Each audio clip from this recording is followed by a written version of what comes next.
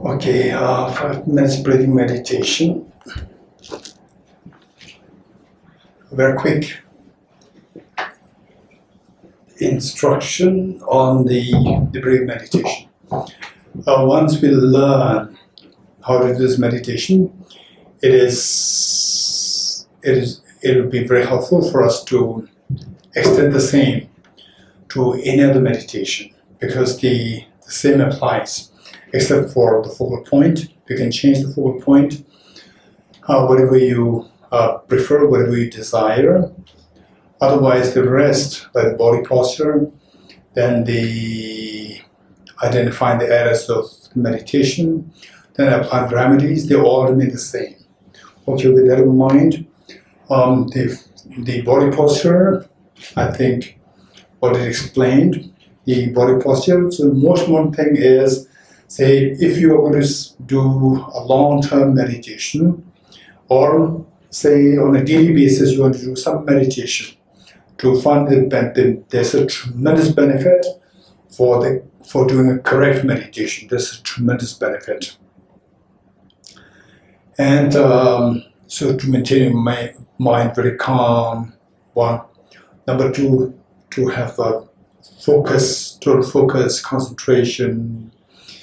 And then of course, whatever you think, your thought process can become very clear, the clarity to your thought processes, and that our mind will not be succumb to, say, the external stimulus as much. So there are many benefits.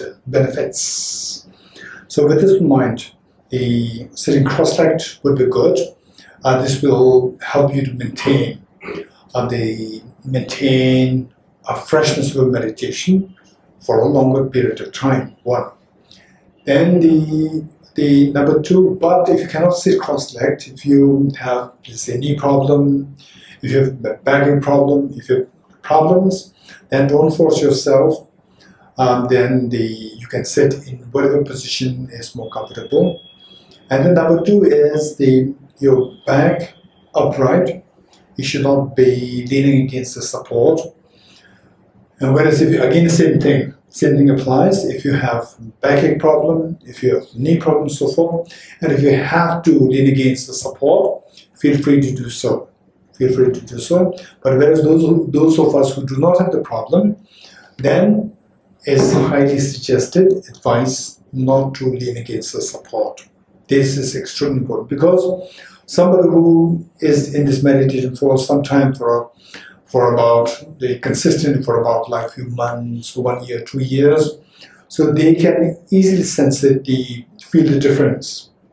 When you sit freely upright, the freshness of mind, the moment you lean against the support, the freshness will decline. You could feel it instantly, you could feel the difference. Okay, and then the others, say the eyes half open, 45 degrees cast down. This is very important. And so for the meditation, say that let's say the sound, for example, the clock. I'm not too sure if I mentioned this in this class. The clock. So where the sound of the second hand moving, tick, tick, tick, intermittent sound, that is very disturbing to meditation. So, if possible, try to get some, say the soundless clocks, like what we have here. Okay, so the table clock, wall clock, whatever. Nowadays, the soundless versions available. You can get them. And then, if you have to use fan, and then if there's freely suspended cloth, they will move. Your eyes can see that. So that is also very harmful to meditation. It can easily distract you. So the point is that the things should not be moving in front of your eyes. This is very important. Okay. And then breathe normally. Breathe normally. Breathe normally, don't force your breath, don't control your breath. And then the tip of the tongue should touch the upper palate to avoid the excessive accumulation of saliva in your mouth. And don't keep your body rigid, keep your body very free and flexible while being upright. And then your right hand and your left hand and the tips of the thumbs joining, forming a triangle, to the tips, the two thumbs standing, forming a triangle. Place the two hands on your laps in restful state and breathe naturally. Okay, this is your body posture. Now, focal point, we're going to do two things. That is, visualize the tiny dot between the nose and upper lip, and it is your mental consciousness which is meditating, and not your eye consciousness. Eye consciousness, just keep half open, and the 45 degrees cast down, just ignore this. And your mental consciousness, we should be meditating. For example, when you're sitting here, you can think of your own house, in your own room, you can think of the India Gate. So that thought process is not happening on your sensory consciousness, but it's happening on your mental consciousness level. So this mental consciousness, now while you are in different house, you can still think of the India Gate. That is mental consciousness. That is to be employed for your meditation. So what we meditate on is the tiny dot, 1 mm or 2 mm in diameter, a very tiny white dot between the nose and the upper lip. This is one thing. And then if you can, then multitasking. While you focus your mind there, you also count your breath. Breathe in, breathe out, cycle 1, breathe in, breathe out, cycle 2. This is what you do for 5 minutes. At home, I suggest you to do just 21 cycles. Just 21 cycles, which is about like one and a half minutes. And then you give a very short break, like 6 to 7 seconds break, and you continue doing the same 21 cycles. Do like 3 sets in the morning, 3 sets in the evening. If this is what you can do, and then if you can maintain the quality, then you can slowly extend it to 5 minutes. Full stretch, 5 minutes. 5 minutes, maybe twice in the morning and once or twice in the evening. If that is going well, then you can extend to 10 minutes. So this is how we slowly, with quality, you extend your duration of the meditation. Okay, this is what we're going to do. And for those of us who find it very difficult doing this for whole 1 month, 2 months, still you cannot manage the two things, multitasking, then I would suggest you to do just count the breath rather than focus on the tiny dot. Just count the breath, breathe in, let your mind be the one which counts. The breath cycle, breathe in, breathe out, cycle 1, breathe in, breathe out, cycle 2. Just do that. And if you're successful in this, then see if you can incorporate. If you can incorporate the dot multitasking. Okay, this is what we are doing. Then point number 3, identifying the errors of meditation. So what mistakes can be made during meditation? What errors can happen during meditation? So there are 2 main errors. One is mental laxity and the other one is mental excitement.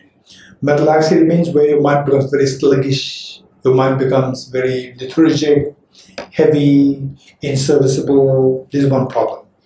And the other problem is when your mind becomes overly active, which is the mental excitement.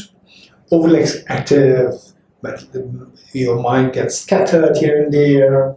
So these are the 2 problems. For these 2 problems, of course, along with the very specific, the detail on the remedies, the general remedies that we apply in terms of point number 4, applying the remedies to overcome the errors, there are 2 remedies. What are they? What are the 2 remedies? Introspection and mindfulness. Very good. Okay. Introspection is keeping an eye on your own mind, or being vigilant of one's own mind to see whether your mind is meditating or that is under the sway of the two errors. Should you see that your mind is under any of the two errors, with any of the two errors, then you have to apply the next remedy, which is mindfulness. So introspection is like being vigilant as to what your mind is doing. And the mindfulness is to bring the mind back to the intent of the object of meditation. Okay, if you're ready, then 5 minutes.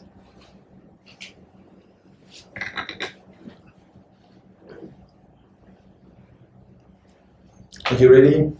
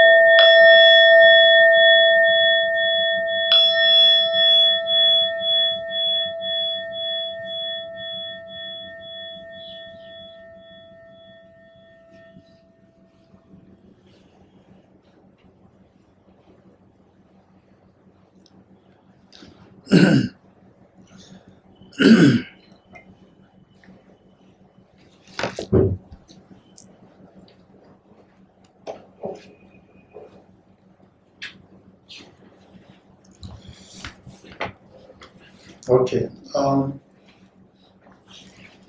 Last time we were left with Third way of classifying. third way of classifying the karma. Okay, what is the third way? What's the third way of classifying the karma? Karma whose results are similar with the karma with respect to the experience and with respect to the actions. Okay, so or in other words, karma, okay, karma with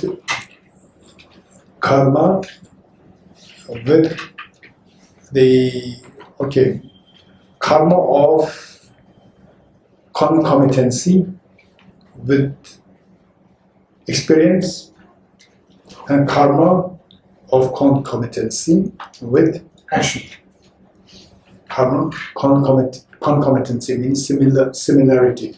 Similar concomitancy, karma of concomitancy with experience and karma with concomitancy, karma of concomitancy with action. 2. So karma of concomitancy with experience means karma whose results are similar with this particular karma pertaining to the experience, likewise pertaining to the actions. Okay, this is very important for us to know. Very important for us to know. Say, if one engages, and if you see somebody who is a little sad, somebody who's very little sad, and then you feel very compassionate, and then everybody runs away from that person, and the person feels so lonely.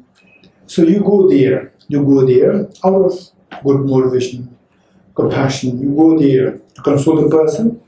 So this act of going there, act of consoling the person, that is your positive karma.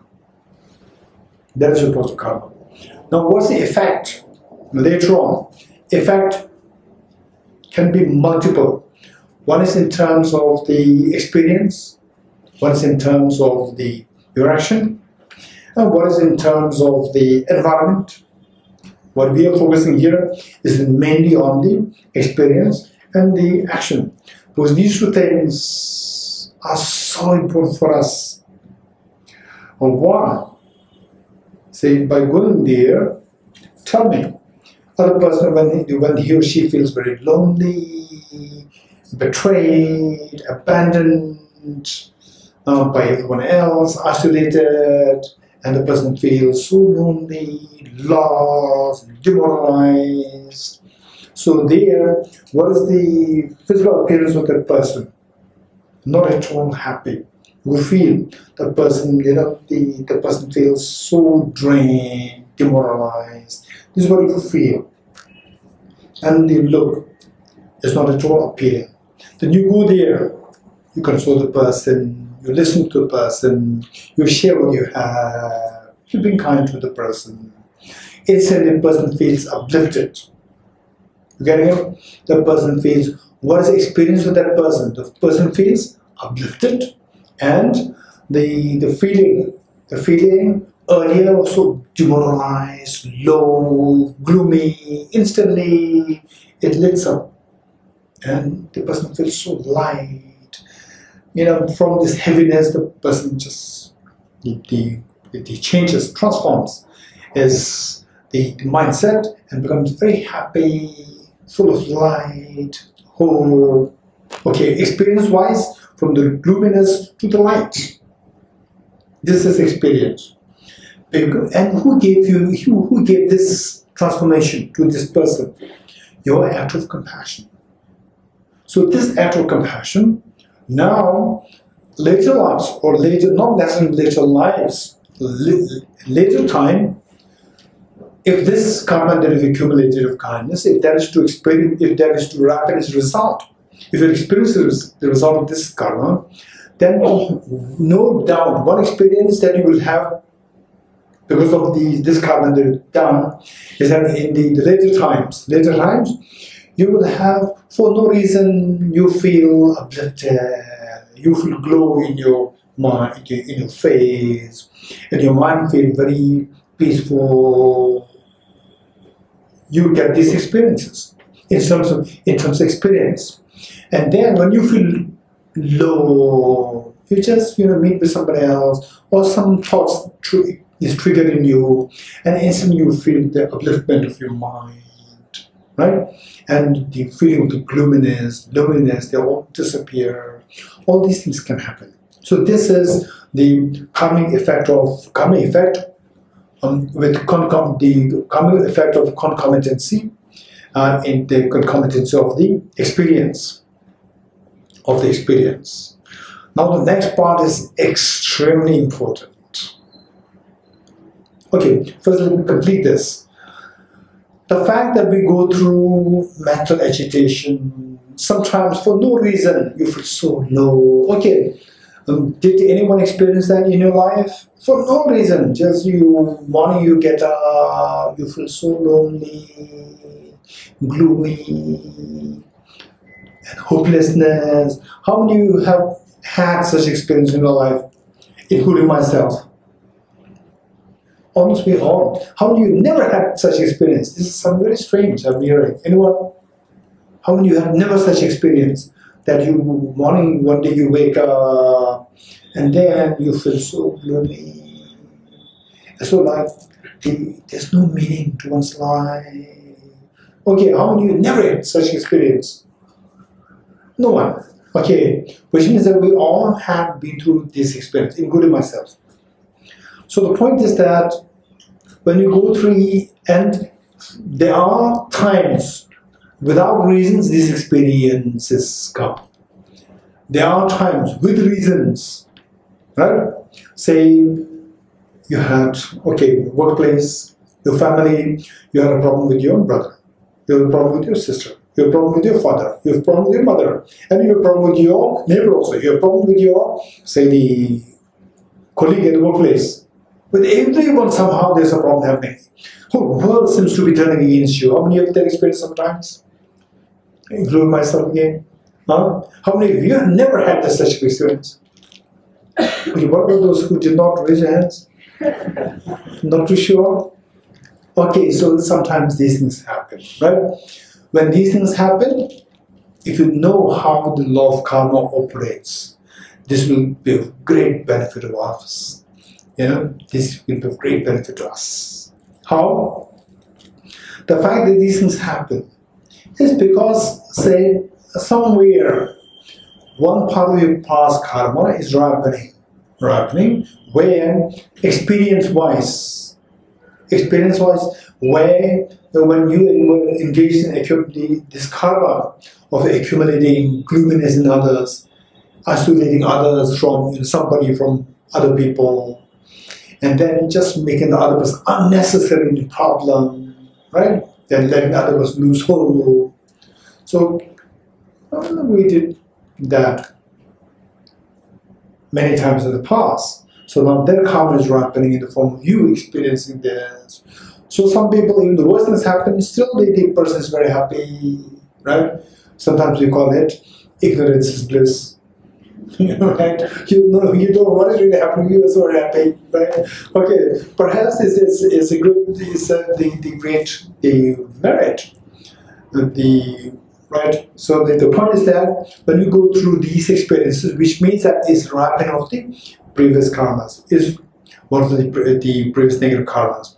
So if you can think like this, that the moment that unhappy feeling is coming within myself, feeling of, say, the pain, agitation, irritation, and corrosiveness within myself, no doubt this is the experience of the karmic experience, karmic result, which is concomitant in terms of the experience. So the karma I did myself in the past life, in some way in the past, but in this life, or the former life, we never know. So somebody did it. So therefore, this is my own action. So this is what I belong to me. So this is no one to be blamed, right? And of course, don't forget this, like the sampradaya. Sampradaya, we should necessarily come into being by the two hands. Likewise, so when you go through these problems, two things are involved: external factors and internal factors. Don't forget that. And people may be involved.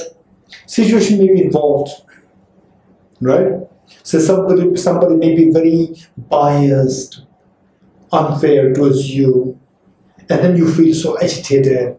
So here, there are so many things acting. So this person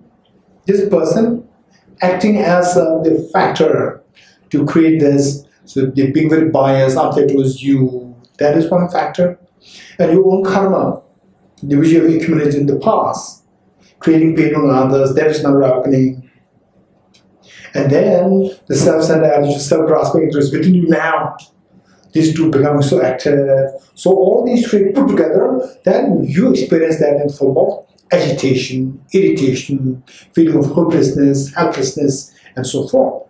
So these are the many factors involved. And then when you really know about this, then the good thing is that when you go through difficult times, okay, which is more painful to you? Say somebody comes and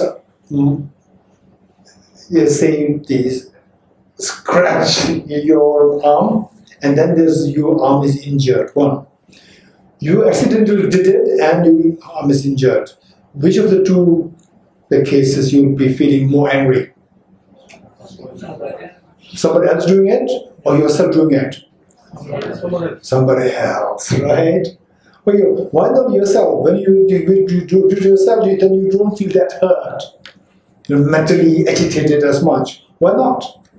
Okay, so therefore I did it, so I'm responsible. When you blame outside, that person did it, how dare they? Then the agitation is intense, right? It's the same thing. You are spread, you are injured. It's the same injury, but your mind responds very differently. Likewise, when you come to realize that this mental pain that I'm going through is because of my own action in the past, right? You will not feel as agitated. Okay, it's my own karma now wrapping on me. Okay, what do you do? So if I don't want it, I should not have done it. I did it, so therefore now it's wrapped on me. So you will not be as much agitated. Whereas if you don't know about this karmic operation, then you will blame, why this happened to me, right? Why this is happening to me? This is the problem with many of the people.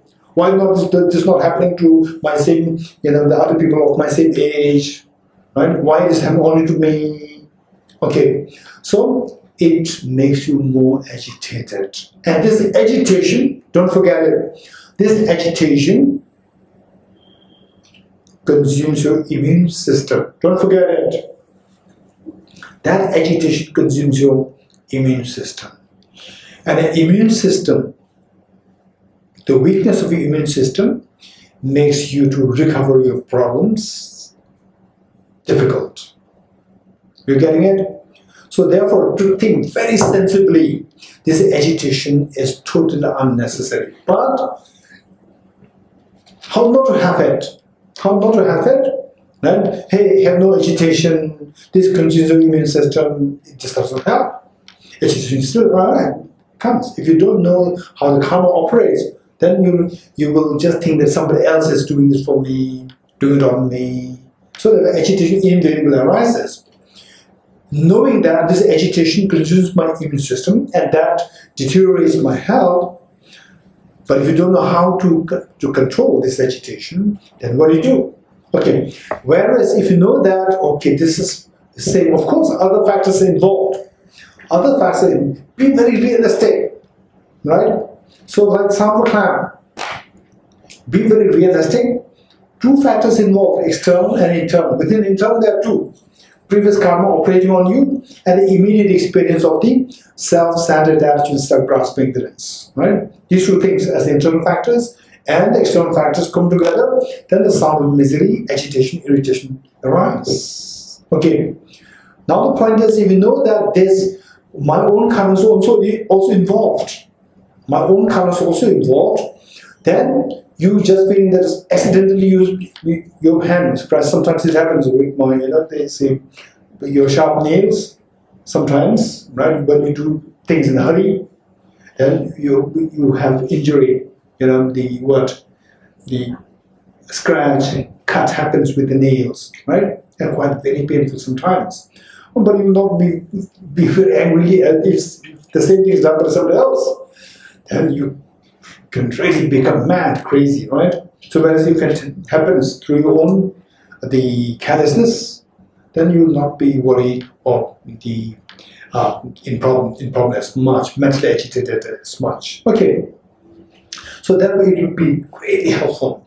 Therefore, amongst the Tibetans, when they go through the worst of the tragedies, nowadays I don't know, Tibetan youngsters I don't know, but my age and then older, when they go through the worst of the tragedies, still you will feel them, you will see them, mentally calm, peaceful, happy, smiling.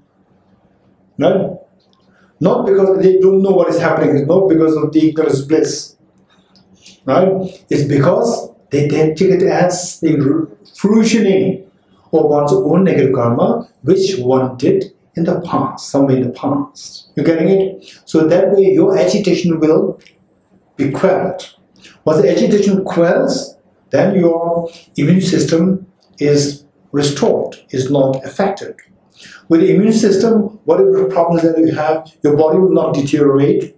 But the problems that you have, they will be recovered or will be healed very soon, very easily. Okay, these are the benefits, so much of benefit. And in the moment one is agitated, it's a vicious cycle. The moment one is agitated, you are accumulating again new cycle of negative karmas. The moment one is agitated, one is already accumulating new karma. This is so vicious. Agitation, negative karmas accumulated. Negative karmas will again create more pain on you. With the new pain, again the agitation arises. This is an endless perpetuation of the negative karmas. Endless perpetuation of the cycle of suffering. Right? Okay, so therefore, think of law of karma has a tremendous benefit. Right? Okay. So this pertains to experience. What is next? Pertaining to the action. Okay, this is so important. So important. Right? Okay. Therefore, don't just say that this is my habit. I did it like this is because it's my habit. Don't just say like this, because this action, the moment you do something, there's a very popular expression, any action that you do, you leave a signature. There is this expression. Any action that you engage in, any action that you do, you leave a signature behind this action. Meaning that you're building a habit.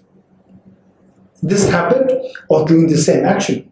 So for example, in this life, you're more generous, you're more kind.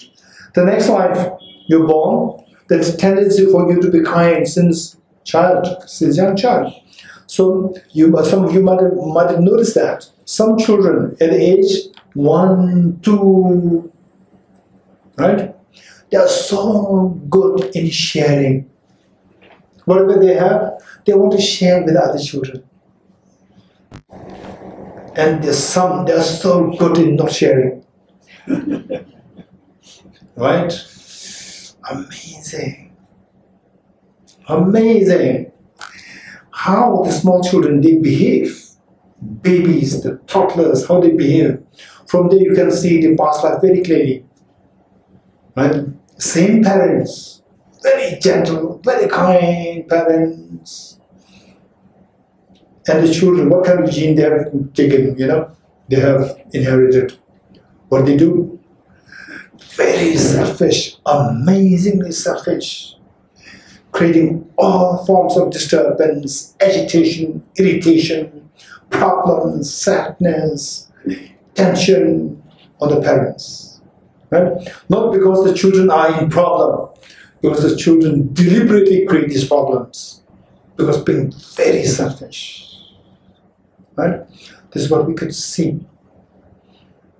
And once I noticed the sister was maybe 2-3 years older. Sister maybe at an age like maybe 7 or 8, and the brother, younger one, was the age I think 4 or 5. The brother was very selfish, extremely selfish, the young one, and very manipulative and very calculative. Such a young child, amazingly calculative. Where did he acquire the skill? Where did he learn the skill from? Right? So sometimes I'm just really wondering, you know, how come that this child, he has such a skill in manipulating others and being very calculative. So what he was doing is that, okay, I give something, I give gift to both. Then 2 of them was sharing, not really sharing, open one thing, open one, and the boy's one is intact. The sister opened it, and from there the boy, enjoyed. Then after about half an hour, the boy remembered his gift, and he went to the folding them, and the sister picked up the fresh one. The sister picked up the fresh one, and the boy got it. And the boy, so actually 2 of them should be sharing. Boy started to scream, started to snatch the fresh one. And finally he got the fresh one, and then he gave the other one to the sister, and was caressing the sister's face like this, saying that, okay, it's fine, don't worry. Actually, he got it, and now he's not worried. Now he's telling the sister, not to worry means don't fight with me. I was so fascinated. How come that this young child, age 5, he's able to think like this? Very sophisticated thought, right? No doubt, he's not 5 years old. Somebody who's very calculated from past lives. Maybe a big businessman in past life. We never know, right? Okay, and then another thing which some of you might have seen, there was a young boy, young toddler in the baby chair, right? I don't know how he was put in the baby chair. He's not a baby actually, right? Maybe he was age 2, age-wise, age 2, and the mother brought him some cake, and he dismissed that. He looked at it and he dismissed that. And our mother brought something else. Again, he dismissed that. He dismissed it 4 or 5 times. Whatever items brought, he just looked at it and dismissed. Finally, the mother brought a glass of wine and put it in front of him. He looked at it. He started just enjoying. He could not smile. He could not control his smile. He was so happy to see his wine. So therefore, he's not a toddler. Not a toddler. He must be alcoholic from the past life. No doubt, not a toddler. So he was trapped in this toddler's body. He was not a toddler. All right. So this is what I'm saying. The habit of the action of enjoying, action of going for the alcohol. Right? This young boy inherited from the past lives. Because this action, karma which the person did, whatever karma that you do, whatever action that you do in the past, right, that leaves a signature, which means it leaves an imprint whereby the tendency for you to do the same thing right? Tendency for you to do the same thing is built within you. So next life, you tend to do it very easily. So this is just as it is for the negative, it is equally for the positive, virtuous actions. So therefore, not underestimating yourself of when engaging in the virtues, don't think that these virtues are small. However tiny, however minuscule, however insignificant virtue may be, just do it and it leaves a positive signature behind, which means that you accumulate karma whose result is similar with the karma pertaining to the action. You getting it? Okay, for example, say showing respect towards your parents, and then showing keenness to studies, right? Showing keenness to studies. This is so important. And then never giving up, right? The keenness not to give up easily, right? Give up the virtues. With the non-virtues, give up is giving up the non-virtues is virtue, right? And giving up the virtues is non-virtues. So therefore, right? And as the virtue is more and more complicated, more and more difficult to embrace, the virtue becomes more complicated. It is the likelihood is that the person can quit, can give up more easily. So therefore, some people, and in fact from the young child you can figure out, and even this, how not to give up easily, even that is dependent originated. Everything is dependent originated. It is by dependence on many factors that you acquire these skills and these, what I call it, traits of your life.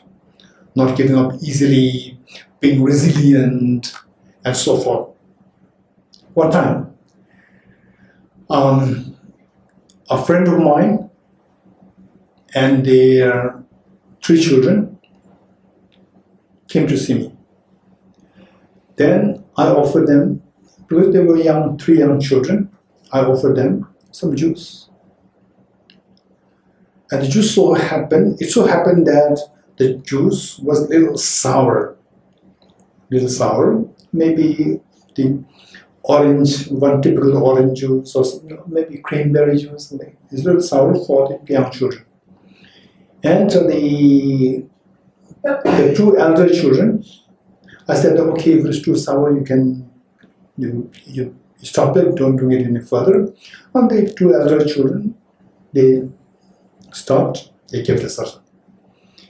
And the youngest one drank it fully, knowing that it's sour, but still did not give up. Right? Because she already started drinking it, it's going to go waste otherwise. Right? Will go into the drain. So therefore, she drank it fully. I was just observing this, and this young one was very young, I think age 5 or 6. I could see the resilience, I could see the willpower in this girl. I was so fascinated. Right? From this you can figure out what the child is going to be like in the future.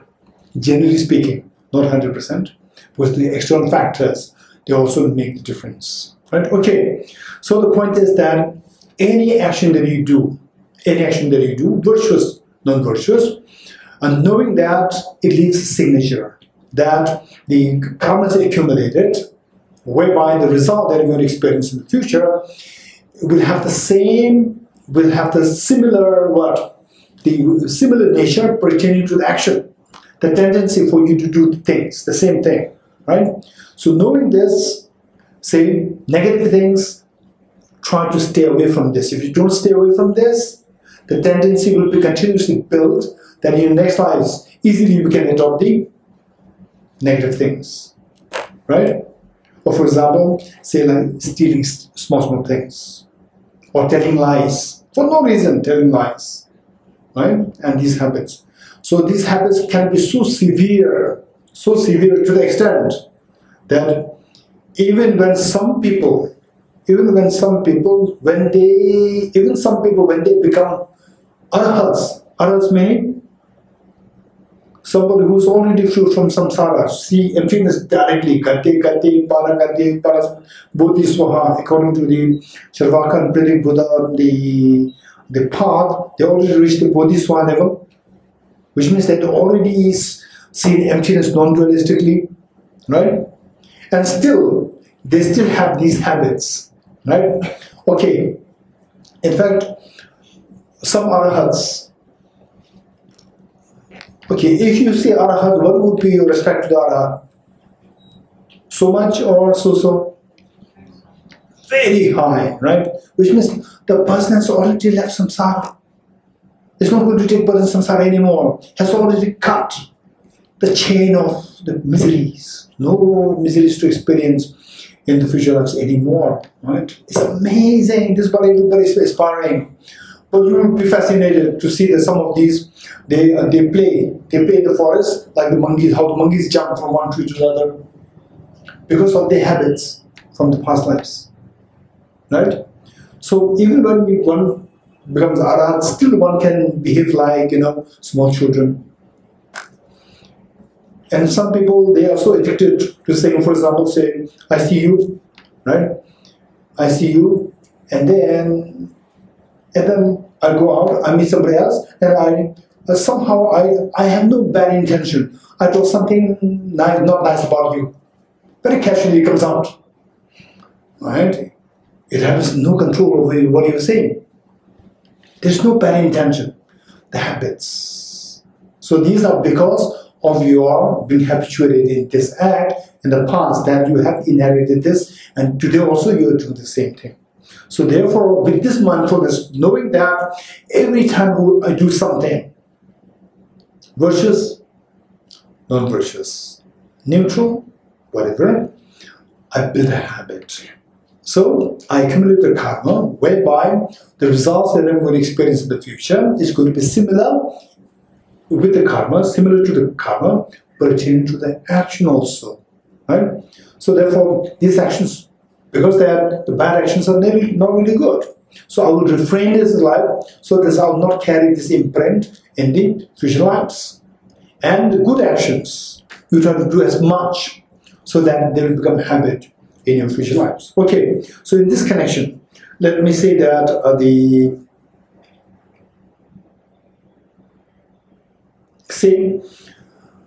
there was later he became an incredibly great bodhisattva.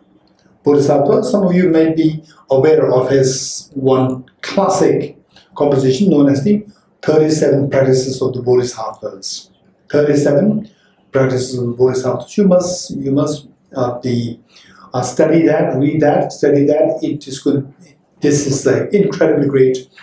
A peace for one's spiritual growth, a guide for one's spiritual growth. So that is available. Of course, it has many English translations, and it is also in this book. 37 the practices of the bodhisattvas is available here in this book, The Blaze of Non-Dual Bodhicittas, right? Okay, you can read this. So the author of this book, when he was very young, he displayed very unusual actions. And from this you will see, okay, how significant it is for us to be careful with our actions. With the negative actions, non-virtuous actions, how important is it for us to refrain from them now, so that we don't carry these negative imprints in the future lives. And with the positive, right, how to embrace these positive actions as much as possible. What he did was that he was one anecdote was that his uncle was taking him just for a walk or for a visit or whatever. Two of them were walking, two of them were going somewhere. And then while on their way, on a wind, a very strong wind, a storm, they occurred.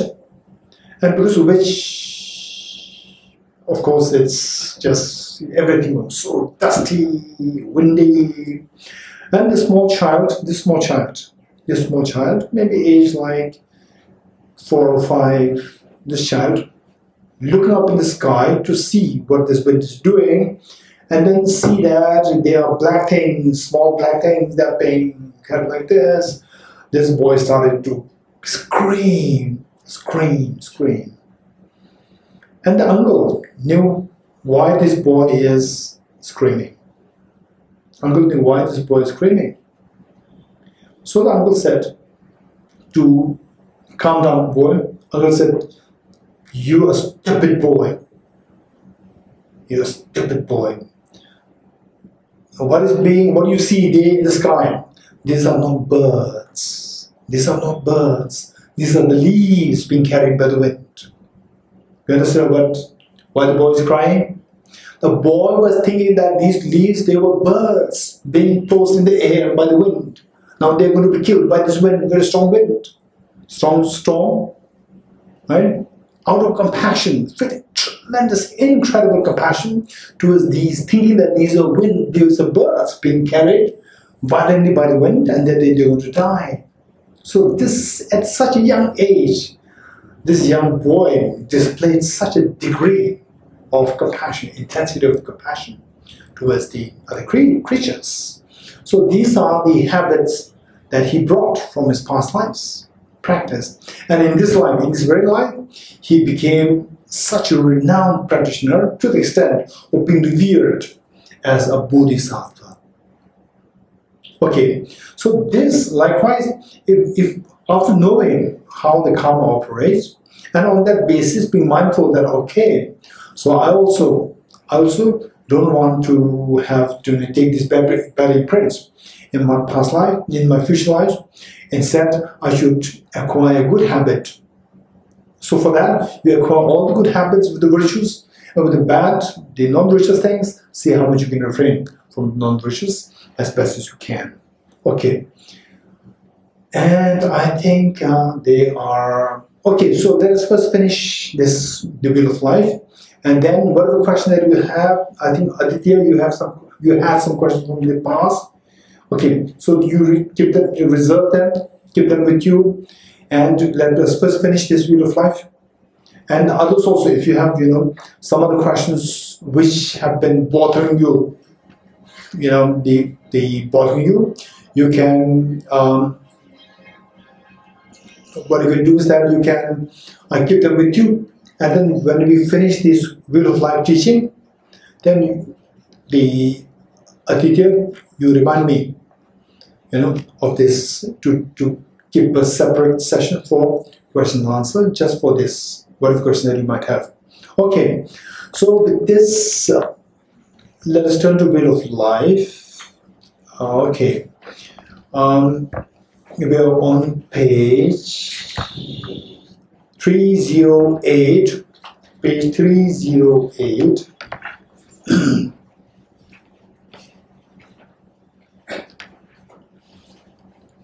Okay. Now let's say that the first wheel is ignorance, right? Ignorance, and ignorance, we know that there are two kinds. Ignorance pertaining to what two has ignorance? Ignorance pertaining to the ultimate reality, and ignorance pertaining to the law of karma. Very good. Okay, the two kinds of ignorance, and the final root of the ignorance, the root of the ignorance, which is the root of all the miseries, is the ignorance pertaining to the law of ignorance pertaining to the ultimate reality. Don't forget it, right? So what is being discussed here precisely is the ignorance pertaining to the ultimate reality. And of course, alongside ignorance pertaining to the law of karma, we should know this as well, because without knowing this, then we engage in the what? Ignorance pertaining to the law of karma makes us to accumulate which kind of karma? Non-virtuous karmas. You remember? Non-virtuous karma, which otherwise would take us to the three lower realms. Right? Okay. So let's say that how many of us we have this ignorance pertaining to the ultimate reality? How many of us we don't have this ignorance pertaining to the ultimate reality? How many we don't have? Huh? We all have. Okay, so we all have this. So somebody who, if you're doubtful, which means you have it, right? If you're 100% sure that you don't have it, you will not come to this class. Okay, including me. Okay, so now let's say that this ignorance pertaining to ultimate reality. Okay, to check it is very able. If someone you may be wondering, okay, I may have it, I don't know this, it doesn't matter. But what does it mean by ignorance pertaining to ultimate reality? Okay, I'll just give you a very simple example, right? Okay, how many of you have watched a movie in a movie theater? Okay, so someone who has more recently watched a movie in a movie theater, raise hands. Okay, do you like to share what that movie is? Yes, Vivekji? What from 6 months back? But not 6 months. Okay, anyone who is 6 months, more later than 6 months? Yes, Aditya? 2.5 months, wow. After joining diploma course, you already quit the movie, watching movie, amazing. Okay, anyone else? More recent? Okay, let's say you're watching a movie now. Let's say all of you watching a movie here. Screen is here, in a movie theater. Tell me, where is the movie coming from? Huh? From the projector. And where is the projector? Here on screen or where? Behind. Right? Behind you. You don't forget it. You're watching a movie, right? And the movie is coming from the projector, not from the screen. Where is the movie? It's on the screen. It's coming from where? Not from the screen. It's from the projector. You agree with me? Very good. Okay. What are you seeing? A flower. Right? Okay. So this flower is like the movie. And just the movie projected by the movie projector, this flower is actually projected by your own mind, like the projector. Your mind is like the greatest of the projector. Right? Your mind is the greatest of the projector. Okay, yeah, now look at this flower. How many of you see this flower as a, wow, this projection by my mind, wow, it's amazing. How many of you see this as a projection of mind? Or how would you say, no, it has nothing to do with the mind, it's really there. How many of you see this as, it's really there, so sorry, there's nothing to do with my mind? Raise your hands. This is known as ignorance pertaining to the ultimate reality. You're getting it?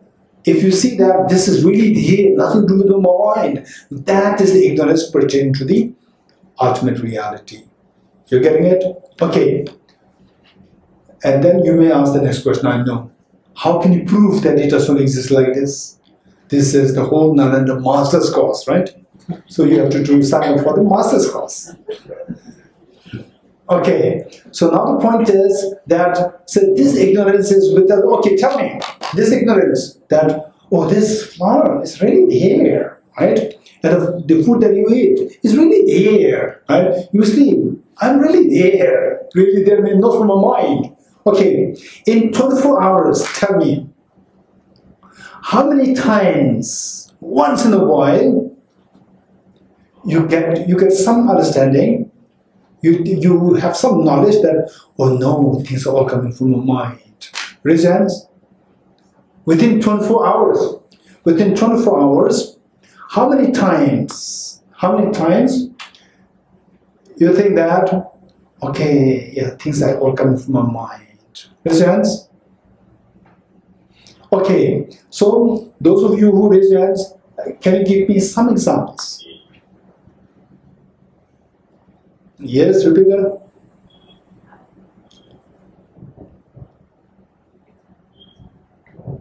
Like sometimes when I fight with my siblings, and when I look back and I think I am over exaggerating the situation, then I kind of realize like maybe 90% is coming from my mind. Okay, which 90% of what comes from my mind?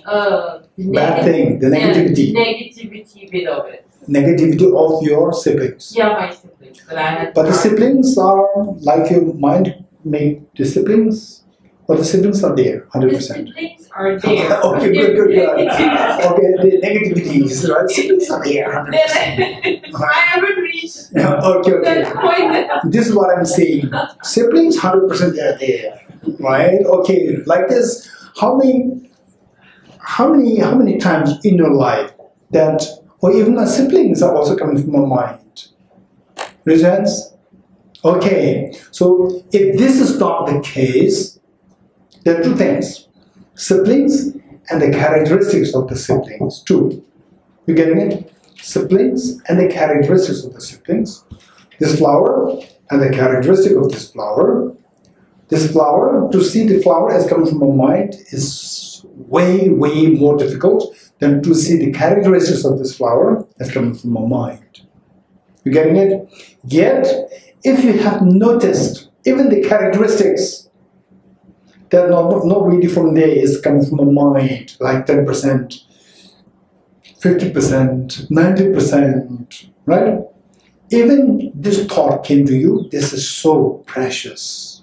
This is the stepping stone to understand the ultimate reality, to dispel the darkness of the self-grasping ignorance. Very good. Okay, now the point is, in other words, the point is that as long as we have not reached Gati, Paragati, third level, Paragati, as long as we have not reached that level, right? Or, okay, let's say, this ignorance somehow is within us. 24 hours is within us, somehow. Okay. With this ignorance, then what happens is 5 points. Miseries. What is the immediate cause of miseries? Contaminant karmas, very good. Contaminant karmas, immediate cause? Afflictions, immediate cause? Inappropriate attention, immediate cause? Self-grasping, ignorance. Don't forget these 5 points. You're getting it? If you know these 5 points so well, right? So well, then you get a very firm ground of the knowledge of what we are studying. Okay, so the ignorance. Now, let's say the first of the 12 links, the first one, ignorance, is with us already, right? If you have this ignorance, then what happens? Number 2 is the karma, right? Number 2 is karma. So now look, in fact, what we see here and what we have learned of the 5 points. What we have learned of the 5 points, the karma comes where? Okay, from the bottom. Number 4, karma comes number 4. Ignorance from the bottom, ignorance number 1. Number 2 is? Hey. Number 2 is? Inappropriate attention. Number 3 is? Afflictions. Number 4 is? Contaminant karmas. You getting it? So from ignorance through to karma, how many steps are there? Including the ignorance and including karma, how many steps are there? 4. Whereas what we are seeing here, first link and the second link, right? There's a direct jump. Ignorance to karma. Whereas we have learned ignorance, inappropriate attention, afflictions, and karma. You getting it? So what we have learned is a detailed version of these 12 links. Right? 12 links from the first to the number 2, it jumped directly from the ignorance to the karma. But this, what is implicitly there? What is implicit? What we have to understand implicitly present there is the ignorance, inappropriate attention, afflictions, and karma. You getting it? Okay. So in between the two, which two? Inappropriate attention and afflictions, these two are implicitly there in the first 2 links.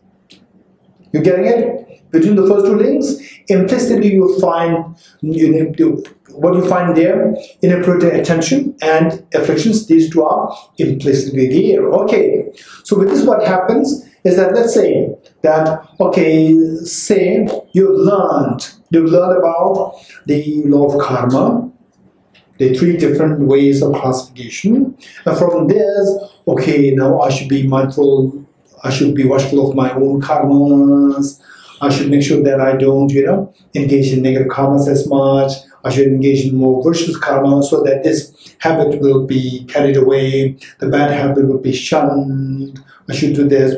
So with this mindfulness, then imagine that, okay, now I should build a habit of studying, I should build a habit of the karma of studying, build a habit of karma of the reflection, build a habit of karma of meditation, study, reflection, meditation. I should do that. Okay, with this mind, you start doing it, right? With this mind. So ignorance is also there within us, and then the say inappropriate attention of seeing me, I should be happy, I should not suffer, right? So me as, you exaggerate this as, that he or she is the one who deserves the most greatest thing. And then with this sense of attachment to the self arises, okay. And then of course mixed. So this is what we see, this white second circle, the white one, right?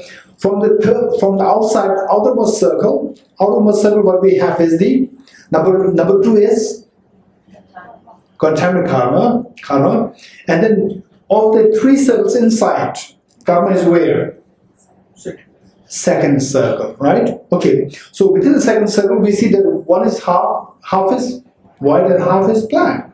So how the white, even the white part inside this wheel held by the demon, even the white part, although it is white, still it is in the hands of the demon. Don't forget it. Still in the hands of the demon, which means that it is under the demon, is the symbolic of the impermanence of death.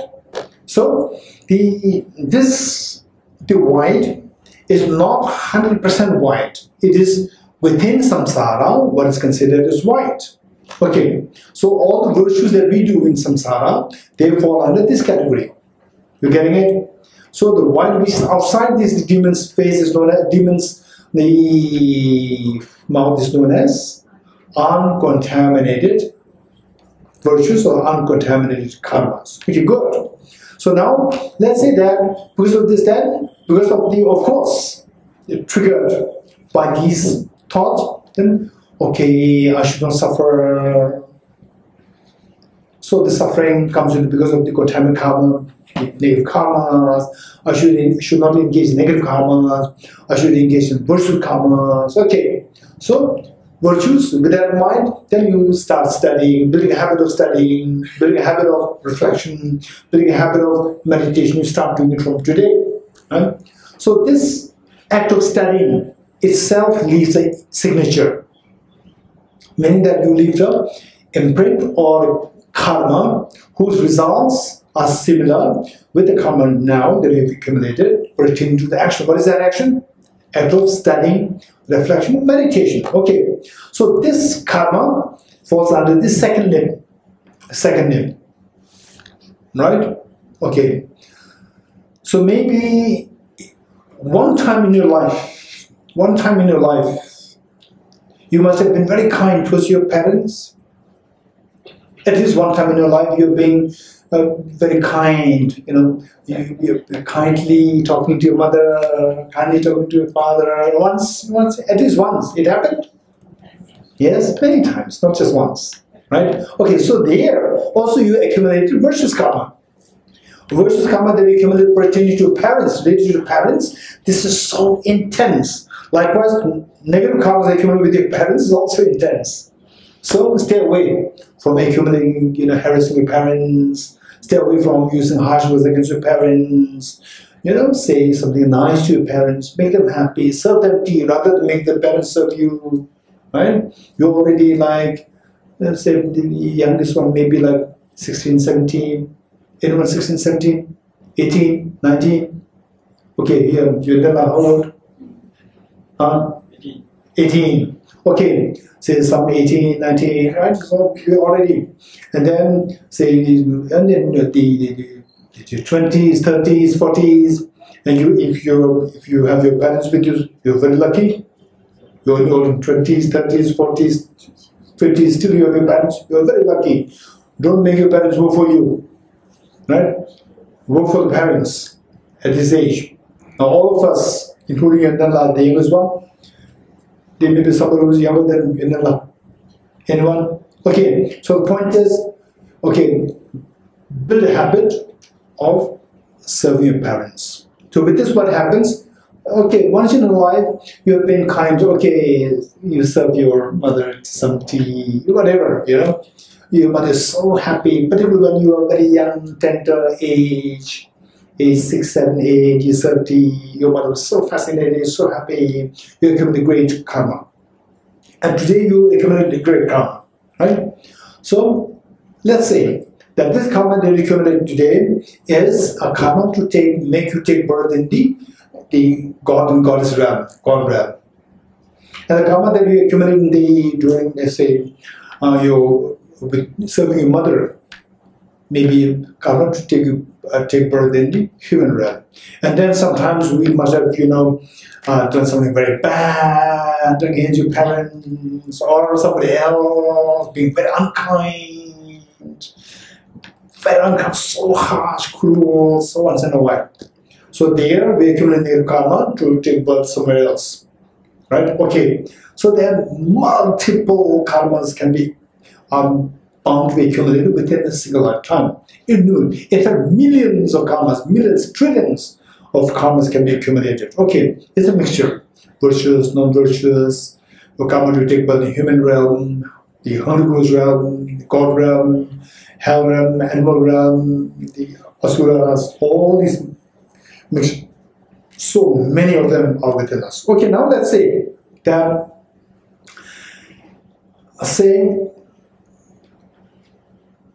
so while you're doing here, what you are accumulating new karma of the being keen on study, reflection, meditation of the dharma. So the karma which you accumulated in the past, when you have been kind to your mother, when you've been harsh towards your mother. So these karmas, where are they now? Where are they now? Where are they now? This question, where are they now? Okay, so there are, okay, let me say that,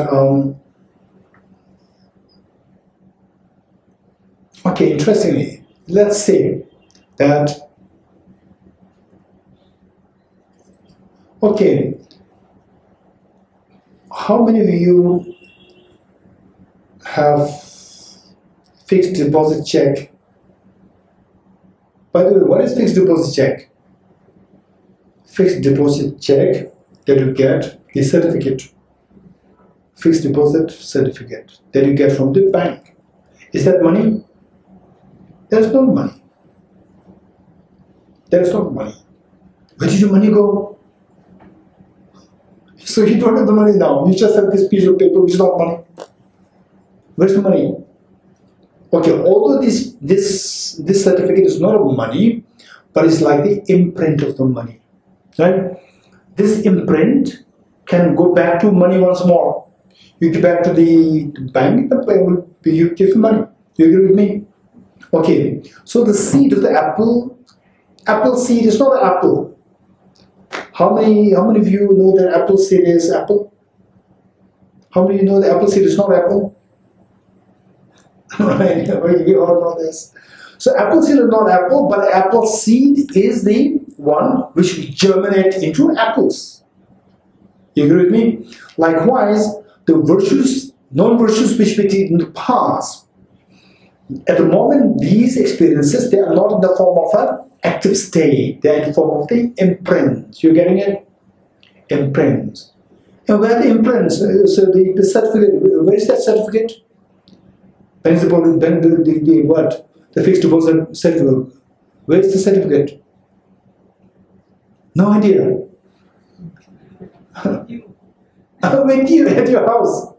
Maybe in your, what? In your safe, locker, maybe young ones, you know. Some of them, they even don't have this now at the moment. Or now there's no need. Online, everything online. Right? Okay. Okay. So the point is that, so this certificate is in the safe. Likewise, where are all these imprints? Where is the safe? Where all these imprints are stored? This is your mental consciousness. Your mental consciousness is where all these imprints are stored. Millions of imprints, karma that accumulate, they're all stored in this storehouse, which is the mental consciousness. Okay, what is number 3? Consciousness. You getting it? Okay, consciousness is number 3. Okay, let's say that, okay, let's say that of all these millions of karmas that we accumulated, virtuous, non-virtuous, right? Millions of virtuous karma, millions of non-virtuous karma, which can potentially drag us into the 3 unfavorable realms, or which can potentially take us to take birth in the favorable realms. These karmas, they are normal karmas, they are in the form of imprints now. These imprints are all being stored in the mental consciousness. Mental consciousness, and technically speaking, there are various concepts. I don't want to go into details as of now. There are various versions, but one which is very easy for all of us to accept is your mental consciousness.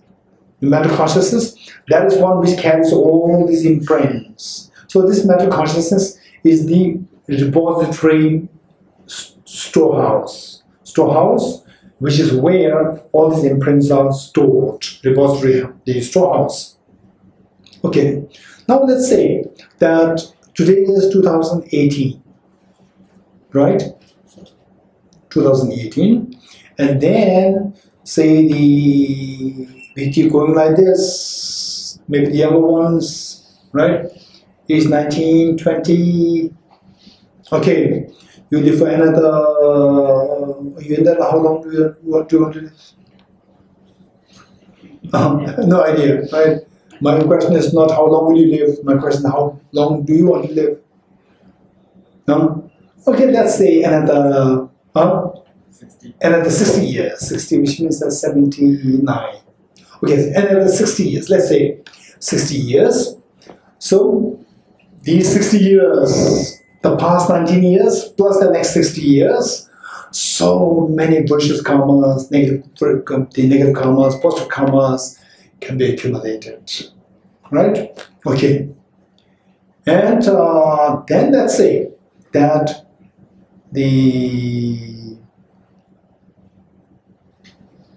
after 60 years, right, most of us may not be available on this earth, right? Most of us, including myself. Okay, then by then I will be already 90, even 79, right? And then I will say, oh, once I remember, I think now, ages ago, I don't know, how many years ago, ages ago, then maybe sister already in the 80s.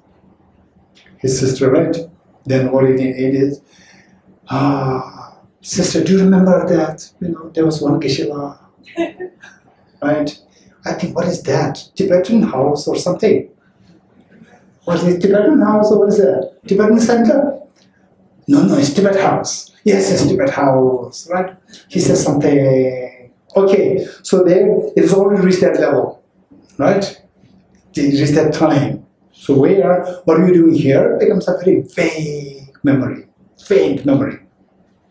But the imprints, so well kept in the refrigerator of mental consciousness. They are not weakened, they are not disrupted, they are so well preserved in the mental consciousness. And then of these millions of the karmas that we accumulated, this life, the past lives, innumerable number of karmas accumulated in all in the mind, right?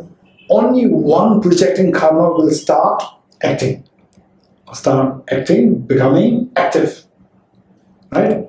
Okay, so only one projected karma, which means on the verge to leave this world, to die. Okay, so before we die, then what happens is that out of all these millions karmas, then the only one is going to one projecting karma. We made the distinction between what? Projecting karma versus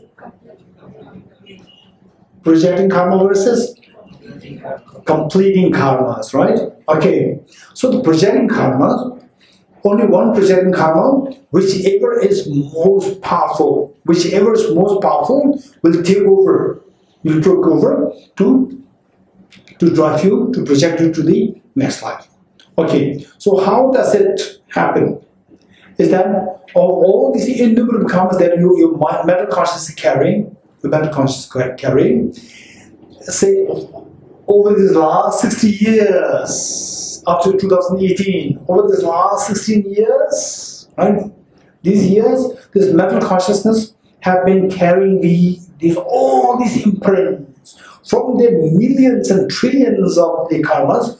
Only one projecting karma is going to become active, whichever is most powerful, right? Is going to take over.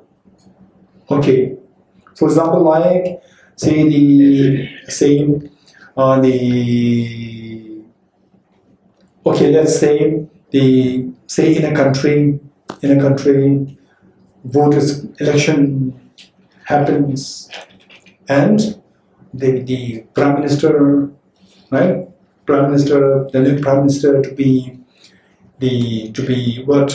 sworn in, right? You have to take the oath. So maybe like what's the gap in India? Winning the election and taking the oath. 2-3 days. Let's say 3 days. So these 3 days we don't call the person as a prime minister. We call the person as prime minister elect. Right? We call the person as prime minister elect.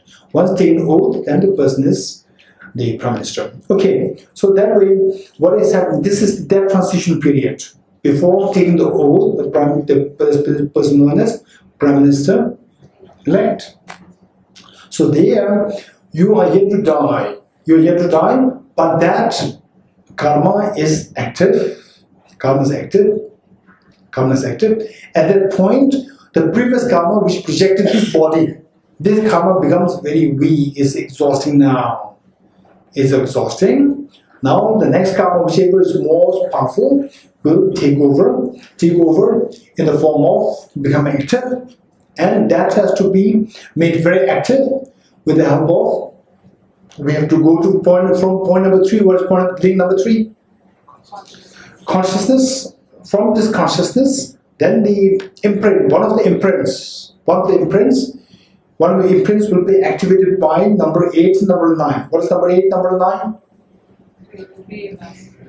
Craving and grasping. Number 8 is craving, number 9 is grasping. Okay, craving and grasping, these two are like the water. These two are like the water to germinate the seed. The seed, apple seed, when it comes in contact with the water, then the seed will become soft and will start to germinate. You're getting it? Likewise, the karma is like the seed, apple seed, and the karma which is planted, which is stored. The seed of the karma, which is stored in the consciousness, link number 3, is like the seed of the apple, and that's going to be germinated with the help of the water. The water of number 8 and number 9. What is number 8? Craving. What is number 9? Grasping. Okay, what's the difference between craving and grasping? The difference given is, craving is attachment, and the grasping is the intensified version of the craving. Intense version of the craving is known as grasping. Okay, the details of the grasping, the 4 kinds of grasping, all these things we will study in more detail later on, not now. Okay, so the craving and grasping, these two are like the water to germinate the seed, whichever seed is going to take over is going to take over to project you to the next life. Will be germinated. Okay. So this seed, germinated form of this seed, which was seed from where? From link number 2. Link number 2, which is planted in link number 3. That seed, the germinated version is known as number 10. What is number 10? Becoming. Becoming meaning that becoming is a present sentence, a present tense. Becoming is a present form, meaning that it is, say, the next life. The next life is not fully out. It is becoming. It is being in the process of formed. Being in the process is becoming. So becoming is a process. So number 10. So number 10 is the number 10 becoming is the germinated version of the number 2, which is implanted in number 3. You getting it? Okay. Number 10. So I jump from number 3 to number 8, 9, and 10. Don't forget it. Okay, which means that we have number 1, 2, 3 in row. From there we jump to number 8, 9, 10. Right? 10. And then when this is very germinated, then the next one is to take birth. Right? So it is to give the sprout. So number 11. What is number 11? Birth. So this birth is not actually you taking birth, you coming out of the mother's womb. This is not a connotation. Birth here, although depicted with a mother giving birth to a child, this is just symbolic. The actual process is that you are ejected. Now it was your last day. Physically you are almost gone. You have already collapsed. Physically you are already dead.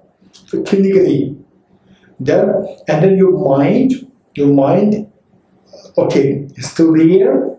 The process would be, say, generally speaking, with the active mind related to the physical body. As the physical body collapses, then the active state of the mind shrinks, meaning it dissolves. Then the mind becomes subtler. And the mind will take the subtlest form, which is known as the clear-light mind. So at that point, when you reach to that point, which means that now you're already in the process of leaving this world, die. So there, the subtlest mind gets activated. When this is activated, you are still in this body. The subtle mind known as the clear-light mind, that is activated. And if you can manipulate this subtlest mind, you can utilize this subtlest mind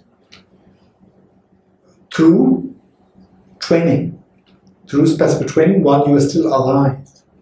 Through training, you can utilize this, the clear-light mind. Then, the point is that, so this, when this clear-light mind is activated, till that point, your mind is still attached to this body, whether in a very gross form or a subtle form, it is still there with the body. The moment this clear-light mind becomes little grosser, the clear-light mind is already ejected from the body. The moment that is ejected, that is number 11, birth. Number 11. But more technical, to be more precise, we discussed last time, you remember? That, for example, say I die here. I die in India. Then if I'm to take birth where? Hey? Korea. Who said it? I usually said it. I said it. Huh? No? Okay, let's say Korea. Okay, I die in India. And okay, some people may get a bad message that I'm not happy in India. I'm more happy in Korea. Okay, anyway. So let's say I die in Delhi and I take birth in South India, let's say. Otherwise, complications are there. Okay, I die in India, I take birth in South India. So there, so my consciousness has to travel, leave this body in Delhi and then take a new body in South India. You getting it? So there, this consciousness has to travel. How fast the consciousness can travel so fast.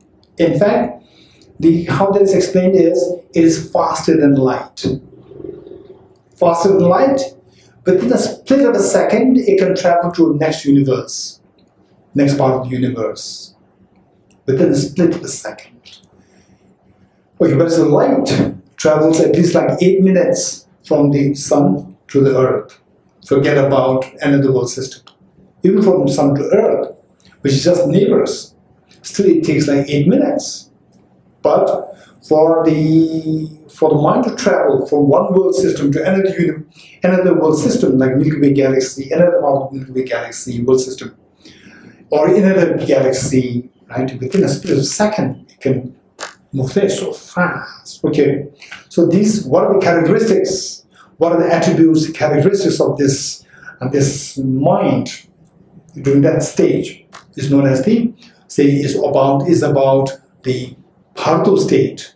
Pardo means intermediate state. Why it is not known as intermediate state is because that you have left this previous birth and you are yet to connect to the next birth. So therefore this is in between, intermediate, in between the two states. The state, the birth that you have left and the birth that you have to connect to next. So the in between state. So now to be very precise, number 11 that we are talking about, the mother giving birth, is not really the intermediate. Intermediate is not talking about this. Rather, the birth is related to the connection to the mother's womb, conception. The first moment of the conception in the mother's womb in South India. In my case, for example, right? Okay, South India. That is number 11. Birth. Right? Okay. That is birth. Now, okay, so it's not me actually, it's actually Yundala. We're talking about Yundala when he was 79 years old. Right? Okay, now 79 years old Yundala finishes.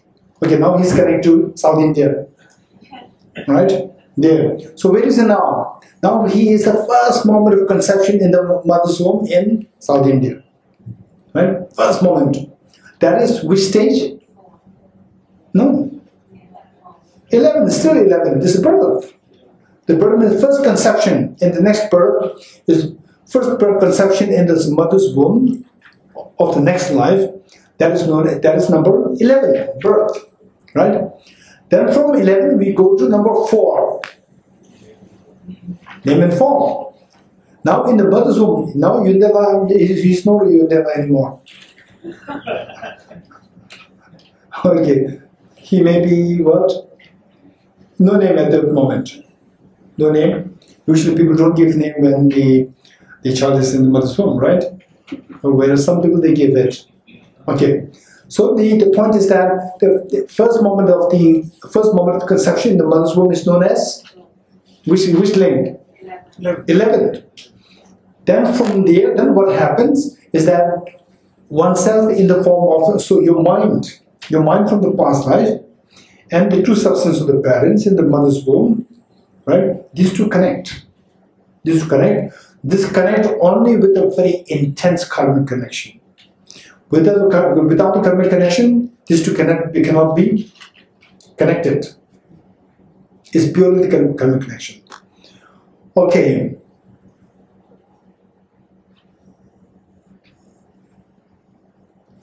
So this intermediate state, which is also known as the person who's traveling from the past life to the next life, in between. That state is known as Pardo state or intermediate state.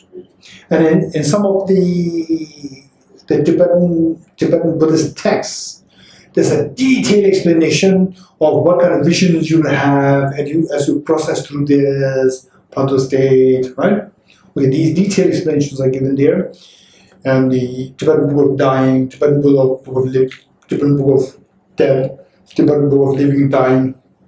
In all these books, all these are mentioned there. What kind of processes, what kind of visions that you will have, or what kind of the things you will meet in this state during the first week, second week, third week.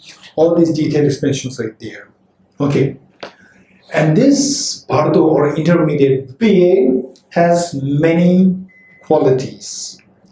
One is that it has a natural gift of, karmic gift of, let's say the karmic gift of clairvoyance, karmic gift of miracles, karmic gift of miracle power to travel so fast, not being stopped by any obstructions, except for the conception in the mother's womb.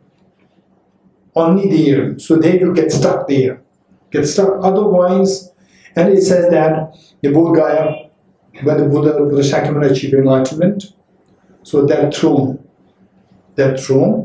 so there is a Vajra throne, known as the Vajra throne. So this is where it cannot penetrate. Otherwise, however strong the rocks and so forth, they can just penetrate. So like nothing's really there, unobstructed. Okay, so this is one thing. And then say they have what is known as the mental body. The body that they have is a mental body. It's not physical, tangible, or what we have, it's just manifestation of one's own mind in the form of the body known as the mental body. And then it has all the five senses, the senses intact. All the senses intact, just senses intact. Okay. And the duration of this, the duration we discussed before, the duration is that the lifespan of the Bhardo, intermediate being, is 7 days. 7 days maximum. The longevity lifespan is 7 days. 7 days. And the intermediate state can terminate any time, not necessarily, does not wait till 7 days. It can terminate within 1 second. If you find the birthplace, then within 1 second, finish. Within a split of a second, you take the air. You just move to the place wherever you're going to take birth, whether in Korea or in South India, wherever, right? The moment you find a place there, the Bhardo, as a Bhardo being, terminates, finish, within a second. It can be as long as, maximum it can be 7 days. Then after 7 days, if you don't find a place to take birth, again, the next phase of Bhardo. Next phase, Bhardo, right? Next Bhardo, again same, next Bhardo. So how many times you can go like this? 7 times. So maximum it is 7 into 7 is how many days? 49 days. So therefore, as a Bhardo, as an intermediate being, one can be there maximum for 49 days. It is for this reason that in the Buddhist tradition, the 49 days, the first 49 days is considered as to be very important. So people do puja, people do prayers, do meditation, that the person takes a good day in the life. Because during this part of the state, you can manipulate his or her next birth. You can actually help the person to take birth, to take a good rebirth. Okay. So with this, then what happens is that after 49 days, after 7 weeks, somehow you will get a place to take birth. So that the moment you conceive there to the next birth, which is known as ling number. Still number 11, right? I'm just checking. Right, you're just in the Bhardo state or you are still in the living state? I'm checking. Seems like you are more in Bhardo state. You're just flowing. So it's still 11. Then you are already trapped in the mother's womb. So it is because of the very strong karmic connection. Can be good karmic connection, could be bad karmic connection, we never know. Right? It's not the karmic connection doesn't mean that it should be necessarily good karmic connection. Right? It can be also because of very bad karmic connection, and then you take birthday and say all these nasty things can happen with parents and the child, the parents and the child, parents of the children, right? Okay. So the point is that somehow the very strong karmic connection binds your mind from the past life, and the substance for the parents connected, and you're conceived there, you're trapped there. So at that point, this is number 11. Then what happens is that you keep growing there. You keep growing there, right? Keep growing, physical body grows inside, and then as the physical body grows, then the mind becomes keep becoming more sophisticated. Mind doesn't go low, but it becomes more sophisticated. Because the basis of the body is growing, become more sophisticated, so the mind also becomes more sophisticated. Okay, so from the second moment, then the name and form, number 4. Number 4 is the process of your development of your body in the mother's womb. Number 4, this is name and form. Okay, name and form, what are the name and form? The mind and the body. In simple terms of the 5 aggregates, we have the 5 aggregates. What are the 5 aggregates? Aggregate of form and aggregate of the smell. What? The form which eyes can see, the sight. Then the smell which nose can. Then sound. And then the touch. Then what? Taste. These are the 5 aggregates, right? Okay. Okay. These are the 5 physical forms, not 5 aggregates. Okay, 5 aggregates are. Okay, first we have to do what we have to do is this is very important. Aggregates we have to know. I think we did it already, right? 5 aggregates, 12 sources, no? Okay, then you're not to be blamed. Okay, it's fine. Okay, the 5 aggregates is okay, that's it. What we have is we have a body and we have a mind. Okay, you're a boy, you're a girl, it's dependent on what? Your body. And you are kind, you're not so kind. It's your mind. You're sharp, you're not so sharp. If you practice, if you study more, you'll become sharp. This is what? Mind. Right? Okay, so we see that what we have, all the descriptions related to this I somehow is related to the body or the mind. You agree with me? Okay, so in short, it means that what we have is, we have the body and we have the mind. So the body, this is treated as the aggregate of form. Aggregate of body or aggregate of form. This is one aggregate. Now the mind is very complicated. Mind is very complicated. Finally, what makes us enlightened, what frees us from miseries, this is all nothing to do with body. It's all to do with your mind. So therefore the mind is being studied very extensively. Because the mind is to be studied very extensively, so we study this in 2 categories. One in general and the other in the specifics. General, the mind in general, we speak about, we talk about, okay, today I'm very happy. Today the topic is interesting. Today the topic is a little technical. Okay, so there, say my mind is happy. So that mind overall, generally speaking. Okay, let's say, when we speak about, okay, if somebody says that Delhi University is very successful university. Right? Delhi University is very successful university. So, am I talking about Delhi University in general, or I'm talking about the various departments in general? Likewise, my mind, I'm happy, my mind is happy. I'm talking about mind in general. So mind in general is classified as separate aggregate known as aggregate of consciousness. Aggregate of consciousness. So how many aggregates gone now? How many aggregates gone now? Aggregates of form is gone. Aggregate of the consciousness is done. How many aggregates are done? 2 done. Now how many left? 3 left. Okay, let's say now within the mind in general is finished.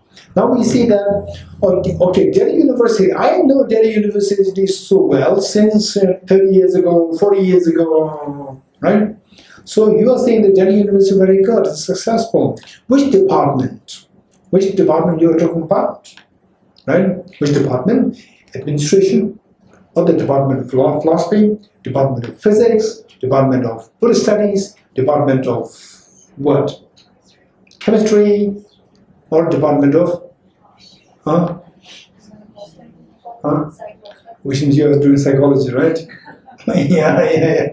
Okay, so this is why I'm checking. Very good. Okay, Department of Psychology. Department of Psychology is doing so good, right? Then you go to the specifics. You're not talking about Delhi University. In general, you're going to the specifics.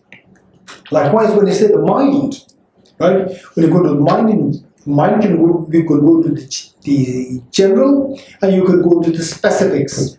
The specifics, we say, for example, okay, specifics, let's say that I'm not really good in psychology. Or, yes, I like psychology very much. You're getting it? I like psychology very much. I like the clinical psychology rather than the behavioral psychology, right? Okay, I like the clinical part more rather than the behavioral. I like there's also the what? Department of Economics, Department of, what is that? History, Sociology. Okay, so let's say that, okay, I'm good in meditation, but I'm not really good in the intellectual studies. I prefer the compassion part of Buddhism. I'm not really keen on the philosophy part. I'm more interested in the philosophy part, not so much in the compassion part. This is, this is very soft thing. I'd rather go for something technical part. Okay, so we see that some people are good in analysis, may not be good in single point of meditation. Single point of meditation, instantly the person falls asleep. Right? Some people may be very good in single point of meditation, but with mathematics 2 + 2 = 10. Right? So we see that people's thinking is divergent. Right? Because people think is divergent, meaning how the mind functions. There are innumerable functions. Some are good in painting, some are good in music, some are good in science, some are good in arts, some are good in language, some are good in environmental care, right? Some are good in activism, some may be good in the theory, some may be good in administration, right? Some may be good in, say, the more very focused studies. Okay, we see that. So these are all the functions of mind. How many such functions of mind are there? How many such functions of the mind are there? 100? 200? Innumerable functions that, don't forget. And these functions, for technical purpose, these are known as the mental factors. We speak about mind and mental factors. Mind, in accordance with mind and mental factors, mind is the general mind. Mind in general is known as mind, as opposed to the mental factors. Mental factors are the various mental functions.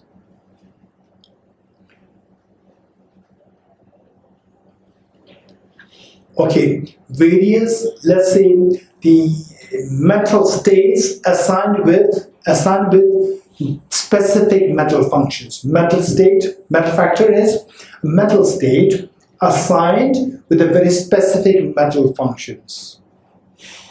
A mental state assigned with specific mental functions. Okay, so tell me, because that there are innumerable mental functions, there should be innumerable mental factors. You getting it? So from now on, if you speak about mind and mental factors, we can speak about mind in general, without specifying mind and mental factors. And other times we may speak about mind and mental factors. So this mind refers to the aggregate of the consciousness. And the mental factors, how many are there? They are innumerable mental factors. Of these innumerable mental factors, the Buddha Shakyamuni, at one point, he picked up 51 mental factors, which are so important in our spiritual growth. Okay, if you want to know what these 51 mental factors are, you will get these from the Tibet House book, the Buddhist Psychology, the book compiled by Tibet House. You can get it from Tibet House. Okay, it's all in there, the 51 mental factors. Okay, then how that is presented in the Nalanda tradition and how this is presented in the Pali tradition, Theravada Pali tradition, they differ slightly. Pali tradition, they speak about 52 mental factors. In the Nalanda, what we study, there's mention of 51, and identification, many of them are common, some of them are slightly different. It is not. If possible, study both. That will be very helpful, both. Okay. Of the 51 mental factors, there are 2 mental factors which are exceptionally important in our lives. Particularly for the clinical psychologists, this will be very helpful. Okay, how many of you are from psychology background? Raise hands. 1, 2. Okay, 2. So for the psychology, this would be very important for us, particularly for somebody into the clinical psychology. This would be extremely helpful.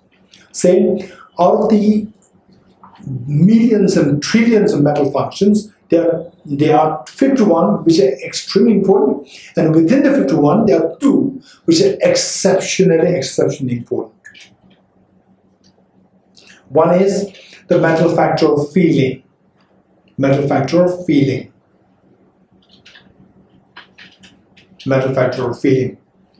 Why this is important is that if not 100%, 99.9% of all our 99.9% of all our actions are determined, all our actions, movements, they are determined by the feelings.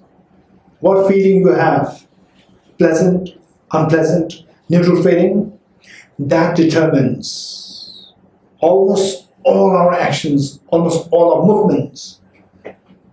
Right? Some of you, right? You move your body like this, you stretch your legs. Even these movements, that because of driven by the feelings. The moment you see that sitting in one position like this for a long time, you feel uncomfortable, then you move. What made you move? Because the unpleasant feeling says that I don't want this unpleasant feeling, right? You stretch your legs, that unpleasant feeling disappears temporarily, you feel happy, right? And then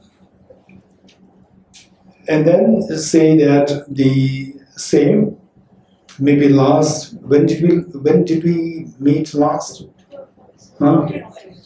15th August. 15th August, right? 15th August, then evening, you might have already made up your mind, okay, the next Sunday I'll not go, next Sunday I'll go to do a little bit of, say what, shopping, right?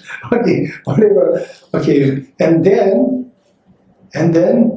So this morning, right? Sunday morning, you wake up, okay, I decided to go to shopping, but last week he left, at a very critical point, right? So, in your mind, shopping, pleasant feeling, okay, that's a very critical point, if I get it, then I'll get something complete, pleasant feeling. The two pleasant feelings, automatically you do the calculation. The pleasant feeling you anticipate it by attending this class and then getting this complicated, whether you get it or not, I'm not too sure. But anticipating to get it, right? That feeling supersedes. That feeling overrides the feeling that you anticipated by going for shopping.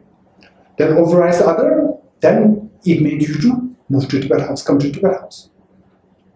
Whereas your friend that excites you, saying that, oh, there we will look at what new Levi's come there. Right, and you are excited, stimulated, then that feeling overrides. That feeling overrides your anticipation of the good feeling of the hearing to a very complicated topic.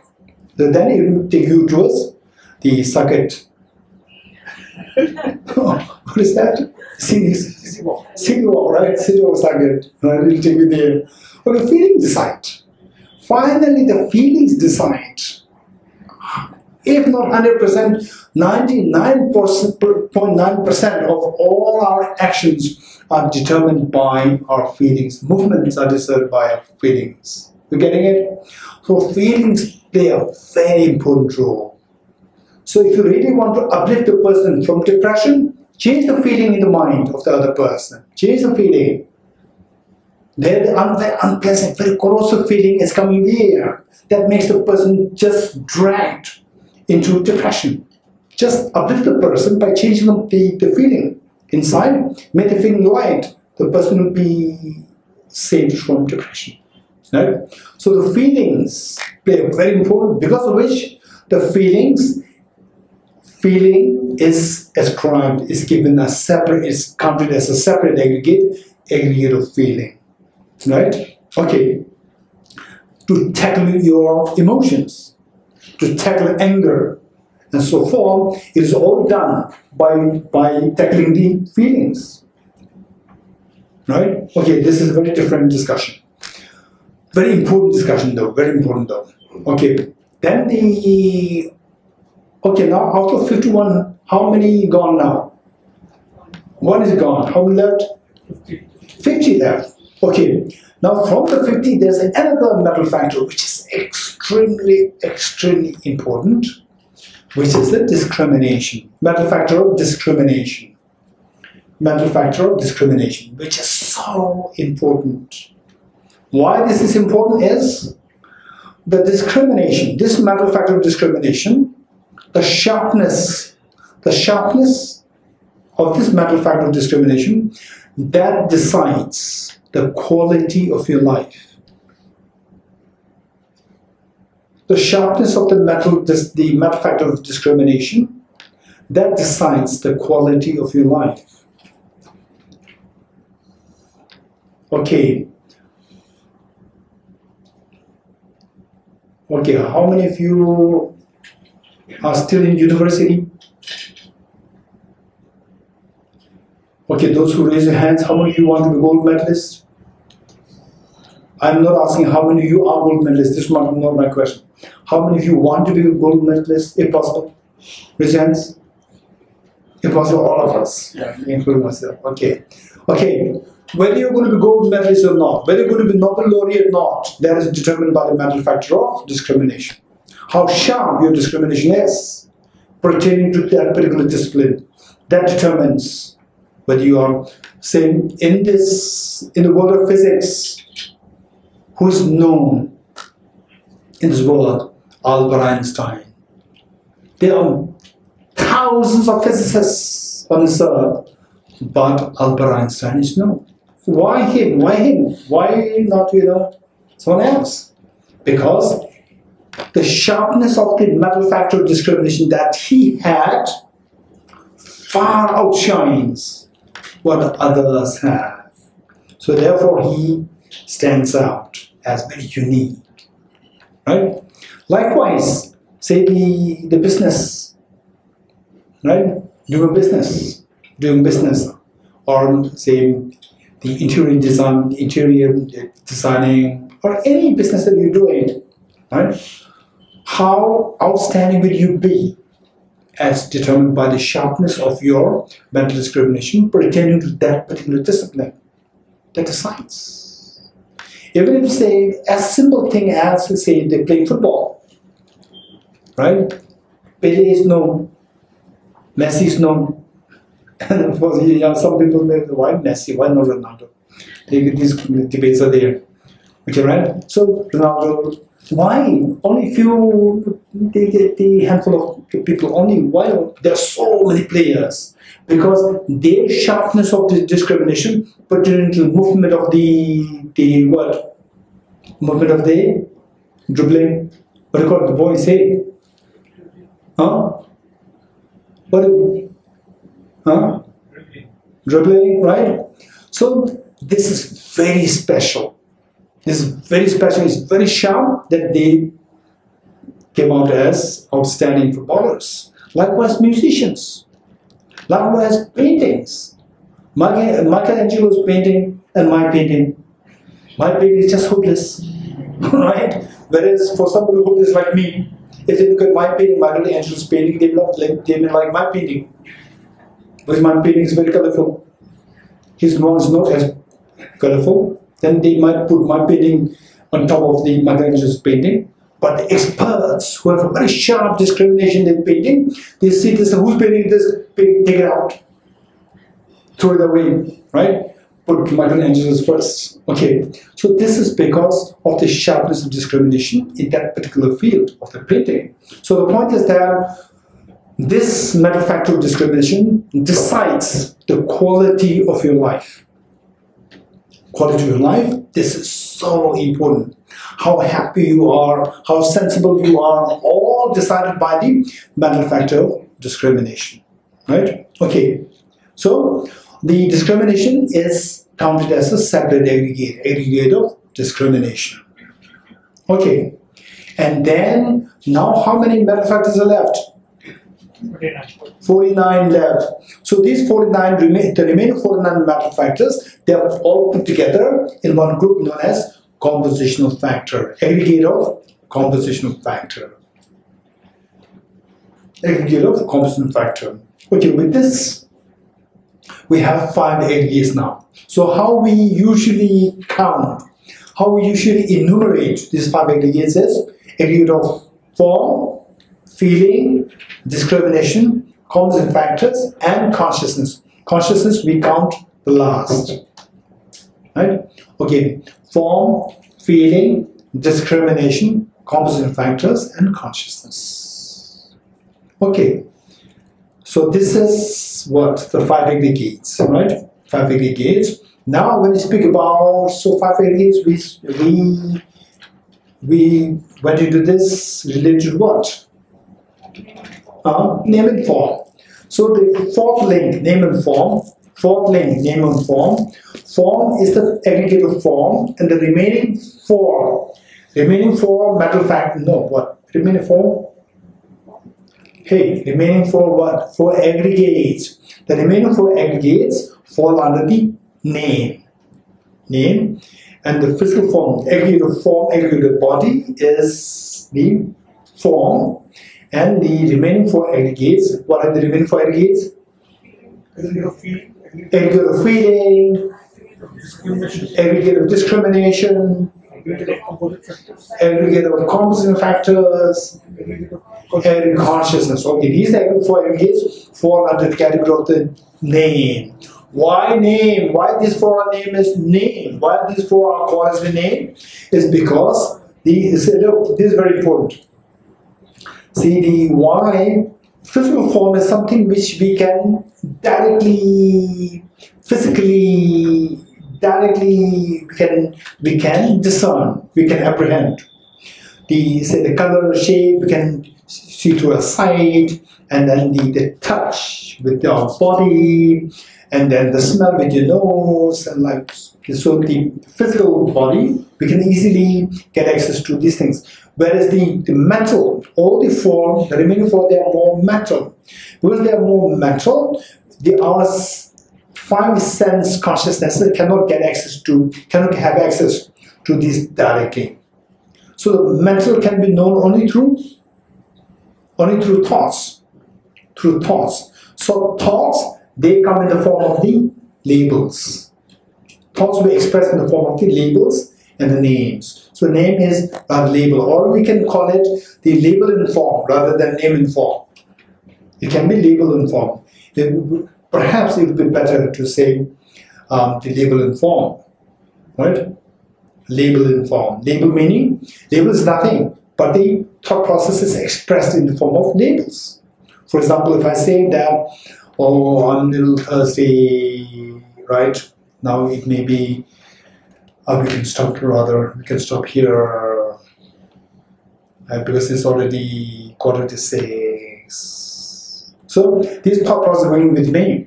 So how do you know that this thought is going with me? I utter these things to you. You're getting it? I utter these two things to you in the form of labels, in the form of words. So these are the words I express to express my thought processes. So these thought processes, which is going within me, which you cannot see. The thought process within me, you know through the labels. You're getting it? The words that I utter from these. Okay, so this is the name and form. So that is in the still in the mother's womb. You're getting it? Okay, we'll stop here. Yes, Badrij, you have a question? Forgive me, Geshe-la. I have a very fundamental doubt about the nature of self-grasping ignorance. When compared to self-cherishing attitude, it seems like the word self, refers to oneself in self-cherishing attitude.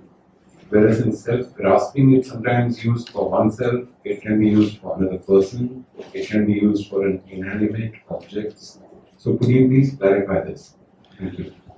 Okay, so basically the best thing is, okay, this is a little out of the context of this class, but because this question is very important, why I'm saying it's a little out of context, because they are newcomers who may get lost, right? So we've never heard about these things and so forth. So for you not to be discouraged, I'm saying that this is out of context, meaning it is not a part of this class. But still, if you hear about these things, this will be very helpful. Okay, say the question is the self-centered attitude, self-grasping. On one hand, we talk about the self-centered attitude, strictly referring to the I, this person, this I, self in the form of the I.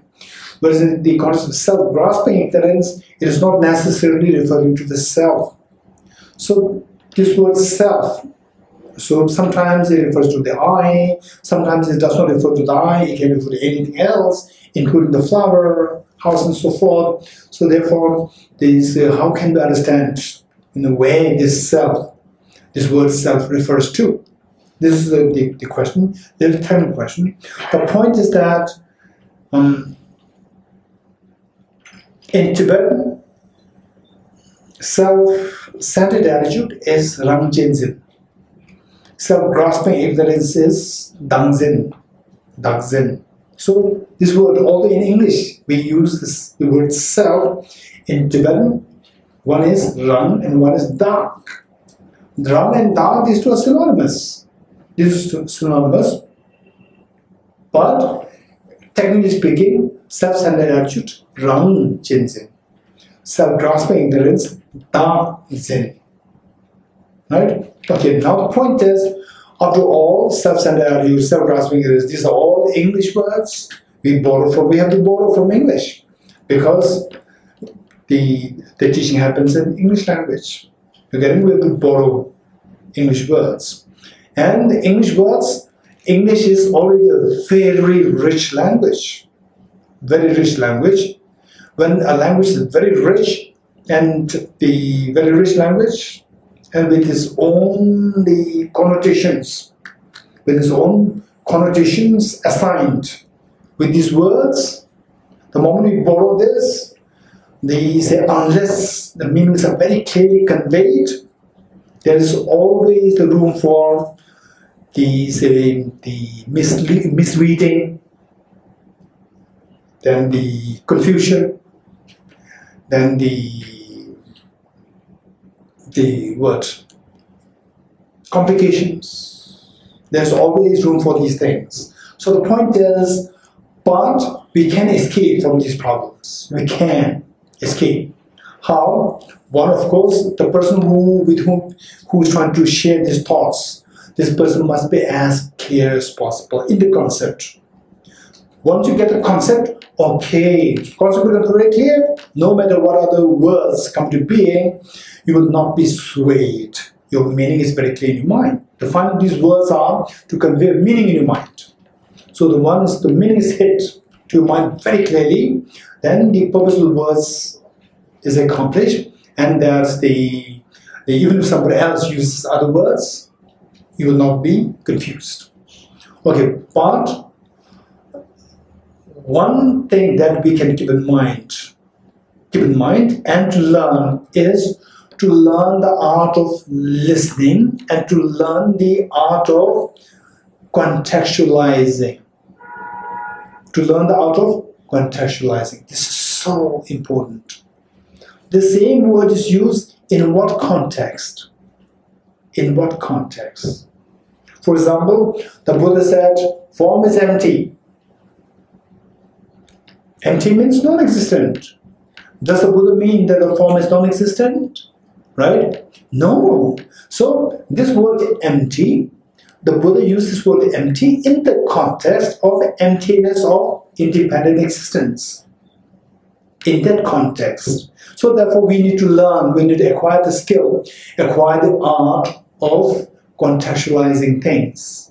Right? Contextualizing the usage of the vocabularies. So therefore the self, although this same word is used, the self-centered attitude, where the self refers to strictly to the I, to this person, self-grasping ignorance, referring to, not necessarily referring to this I, can refer to the external objects as well, then how, is randomly picked up, or there's a reason there. When you speak about this flower I did not make it pink. I did not make this flower pink. This flower is pink from itself. This flower is pink from itself. I did not paint it. I did not paint it pink. It's pink from itself. So this self, with the word self, is used to the flower also, even according to the usual English usage, utility. So the self is not only used to mean the I, but it's also used to indicate the inanimate objects such as a flower and other things. Right? Okay, any more questions if you have? Yes? Thank you.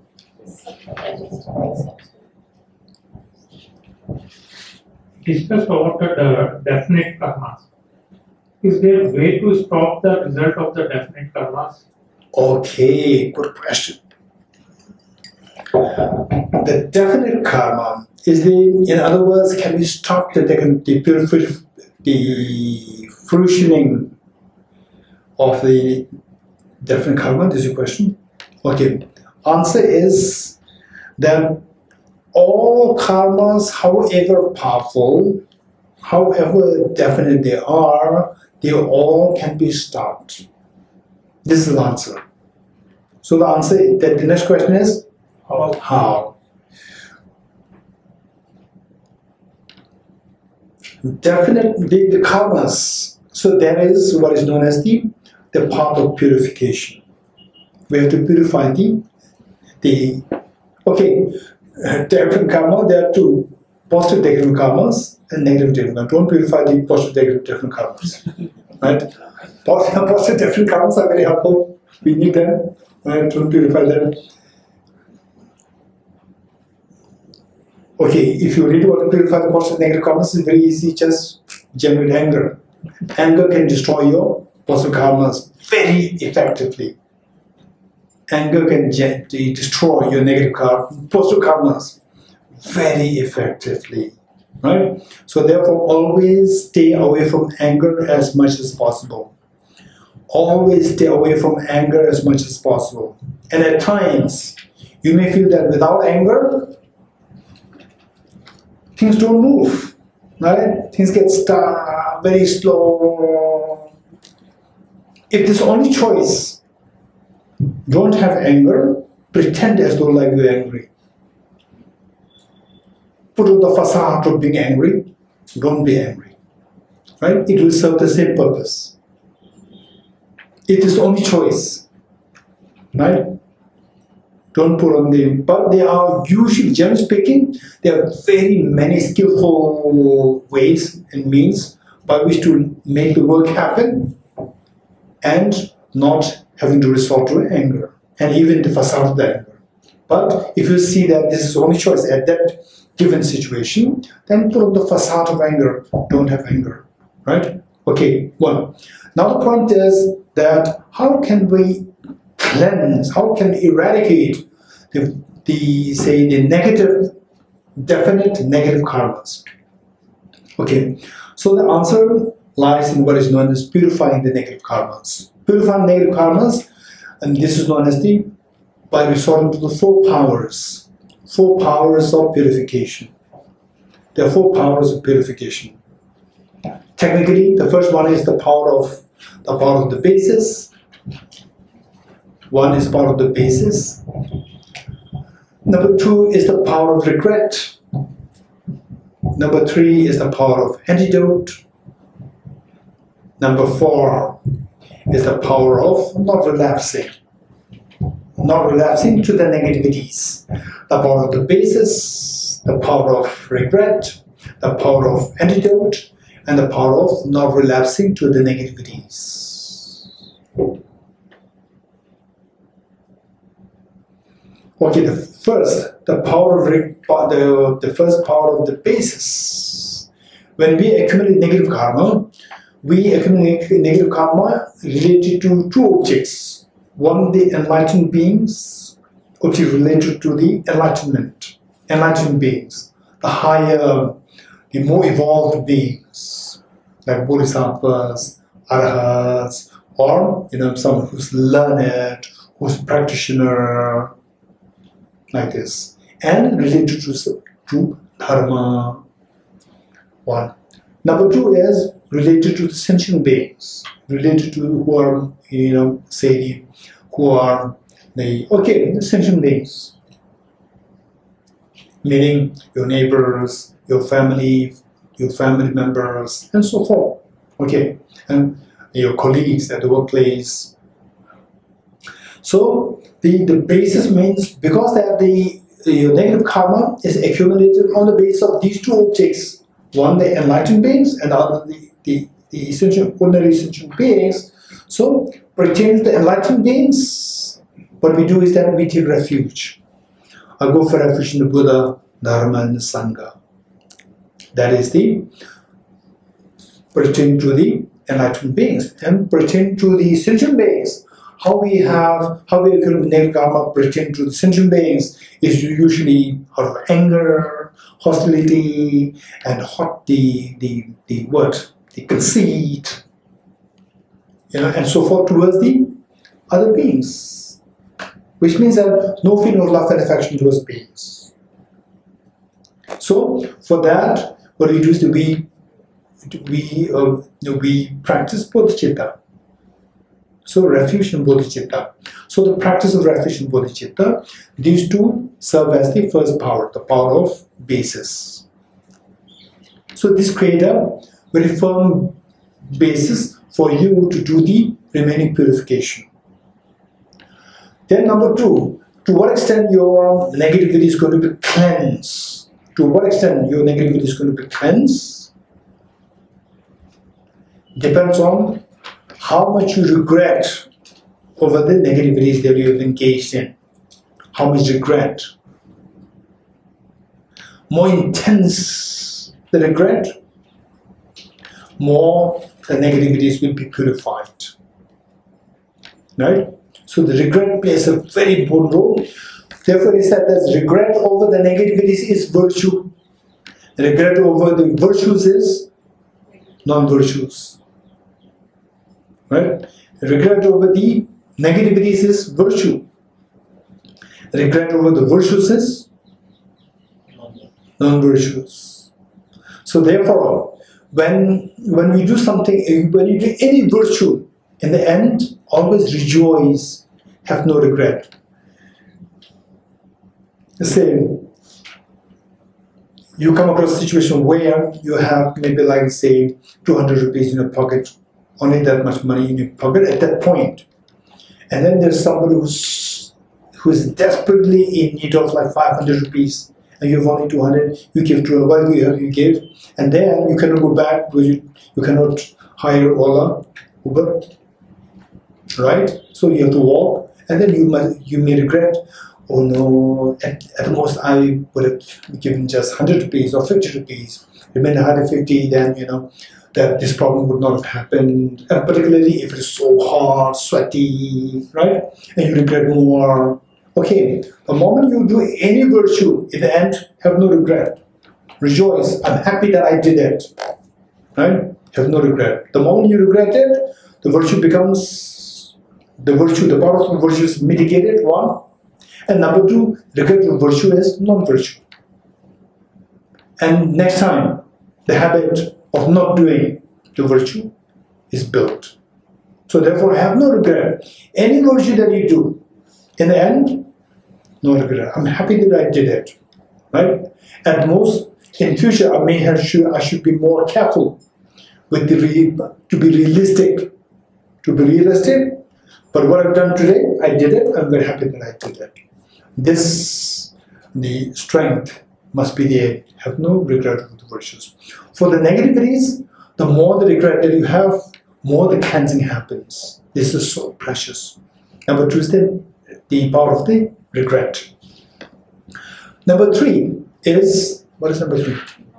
Antidote. The power of the antidote. Now first you have laid the ground, the basis, refuge and bodhicitta. Then you start with a very clean start of regret. You identify what the negativities that you did, you regret. With this, having this very strong regret, then you actually start cleansing the negativities. How? By doing any virtue. Any virtue for you with the intention to cleanse the negativities, they become the power of antidote. And precisely what is most efficient in cleansing the negativities is the wisdom of emptiness.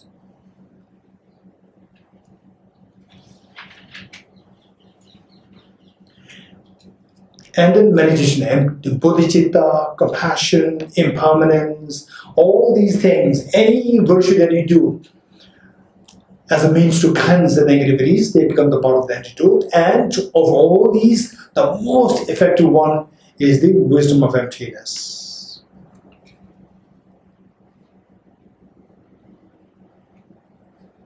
Okay.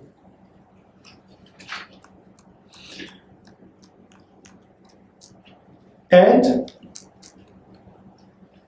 we do have a tradition of purifying the negativities associated with the Shri Vajrasattva practice.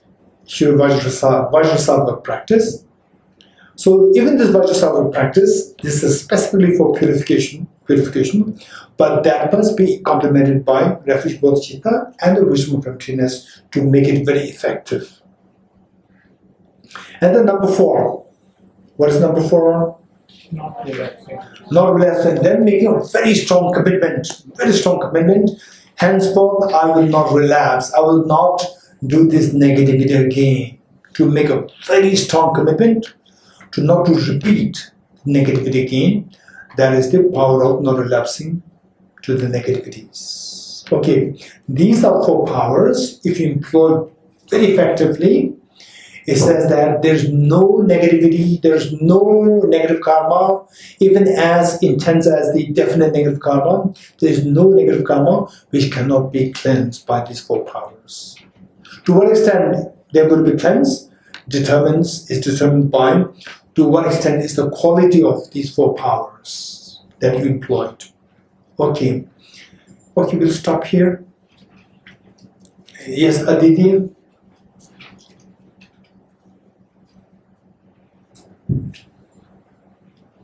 Last Wednesday, I asked you these three questions. First is, what is the difference between Hinayana and Mahayana Buddhism? Why I'm asking you is, Mahayana Buddhism is about self-enlightenment and enlightenment of everybody. And is Hinayana is about only self-enlightenment. That's why I'm asking this question. Second thing is, are there any books in which Buddhism talks about what happens after death? I got an answer to that today. Of course, was that you get a rebirth within the next 49 days. Third question was, there are so many politicians, leaders, and everybody, powerful people, who millions and hundreds of thousands of words, all kinds of things. And they are people who are worshipped by society, and they do good acts, they come to power, they misuse their power, and like so this, and they get all the riches, everything, all everything, and change society. And do these karmas affect them in the process of the next world? Okay, third one I'm not too clear. See, the politicians. What happens is, the politicians, they come to power, like so many people, so many powerful people who come to power using all kind of wrong, negative means to come to power. Okay, through the wrong means, yeah, they get to the power. Yeah. Yes. They kill hundreds. Okay. Yes. And do these, and they come to power, and they become prime ministers. And do these karmas of those people, affect them in the next life? Okay. So the first, the Hinayana and Mahayana. So generally speaking, okay, your information, not you meaning all of us, our information and our sensitivity. Two things to keep in mind. Don't forget it. One is the information, the reality that we have to know, and the other one is the sensitivity that we need to have. We should be very careful. So therefore, in my talk, to the best of my memory, I never mentioned the word Hinayana. Don't forget it, because this is a very offensive word, very offensive. Hin means small. Yan means a vehicle, small vehicle. Who will say that my vehicle is small and yours one is very good? Who will say this? Everybody will say that mine one is best. Right? So the moment you say yours one is small, this is very offensive. This is very derogatory. Right? So therefore, the knowledge, the reality that we have to know, and to be sensitive to the community, to be sensitive in how we use the vocabularies. Very important to keep this in mind. Simply because you know things, you just say it outrightly, it can create a disaster, right? Okay. So the point is Hinayana and Mahayana. What does it mean by Hinayana and Mahayana? Okay. So basically the idea is that the teachings the Buddha gave, when the Buddha gave teachings, depending on the request coming from the audience or the followers, accordingly the Buddha gave teachings. Right? So some people, they said, okay, Buddha, I'm frustrated with my life, please teach me how to get out of my problem. And some people, they go to Buddha and say that, oh, my community is suffering, please teach us how to, elevate the whole community. So some people think of the entire community and many think about themselves. So therefore, Buddha's teaching, Buddha gave teachings which then classified into two groups. One meant for the larger group, taught to the individuals for the benefit of the larger group, and taught to the individuals for the benefit of the individual. Two. So individual and larger, individual is small, larger is big. So because of the scope of the intention of this teaching, the scope is huge for all, and the other scope is just individual. It is small. It is on this basis that the teaching meant for the personal liberation is known as Hinayana teachings, and the teaching meant for the benefit of all beings is known as the Mahayana teachings. This is the reality that we have to know. This is the reality that we have to know. And not only that, today, if you go to the places, for example, like Thailand, I was there, I think 2 years ago, when I was there.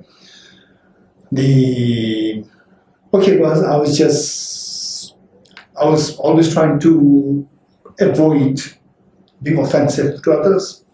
So I said that finally everybody should be achieving, nirvana, Buddhahood.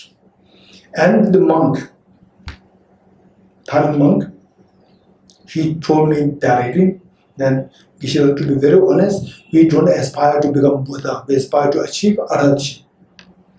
This is what they are saying, which means that they seek Arhatship for themselves, not for all beings. Buddha means for all beings. So this is the difference. This difference we have to know. This is reality that we have to know. In terms of the goal, one is seeking a huge goal, Buddhahood, for all beings, and one is seeking Arhatship just for oneself. So the goal is smaller, and the other one is a very noble goal. So it is on this basis, one is known as Hinayana, other one is the Mahayana. But if you use this word, this is extremely, extremely dangerous and can be very offensive and can only contribute to divisions rather than bringing harmony. In fact, I've got a book, and inside one of the sub-themes of the content is there is no Hinayana, right? So therefore it is so offensive, it hurts, it injures the other section of the people. So therefore it is just pointless to speak about Hinayana and Mahayana. But we do have to know that there are two goals. One, personal liberation, other, total Buddhahood. This we have to know. As long as you know this, good. You can explain like this, no need to mention Hinayana and Mahayana. At the most you can say Mahayana versus Theravada or Mahayana versus fundamental vehicle. Fundamental vehicle. Yana means vehicle. Fundamental vehicle meaning vehicle which is required for everyone. Fundamental. For everyone. Right? Okay, this is what we need to know. And then of course the other section, say for example, whether it's a politician, whether the businessman, whether it is, say here, Tibet house, in your own house, anybody who is doing negativity in your past, in the next life, one is bound to suffer. It's not necessarily we have to wait till one becomes prime minister or thing. Anybody in your own capacity does something harmful to someone else, you are given negative karma, and the consequence either you have to experience in this life or in the future life. To what degree? It depends on to what degree one has created pains on others. Which we studied earlier, you remember? The basis? Intention? We studied in this class, no? Yes. 2 years ago, no? Okay, what are the factors? 4 factors again. What are they? The basis, the motivation and intention, number 2. Number 3, actual performance, actual procedure or the act. Number 4, end result. 4. Right? So these 4 will decide how intense is your negative karma, how intense your positive karma. And then on the basis of this intensity, then the consequences will be determined accordingly. Okay, we stop here now. Not studying for question? Huh? No? Yes. The mic? Yes. These are my questions from previous classes. And I want to know some brief explanation. I have 2 to 3 questions. Yes, yes. First one is the free will and determination. What is the free will and the predetermination? And another one is, what are the difference between ignorance and the wrong view? And third one is, when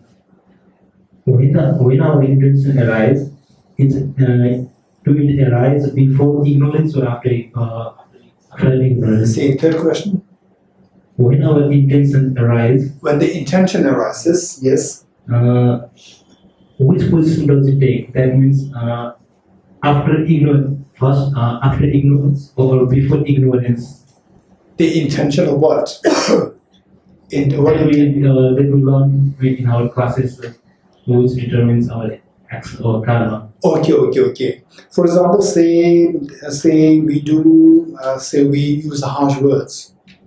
Using harsh words is the action, so that is driven by the intention of wanting to use a harsh word, right?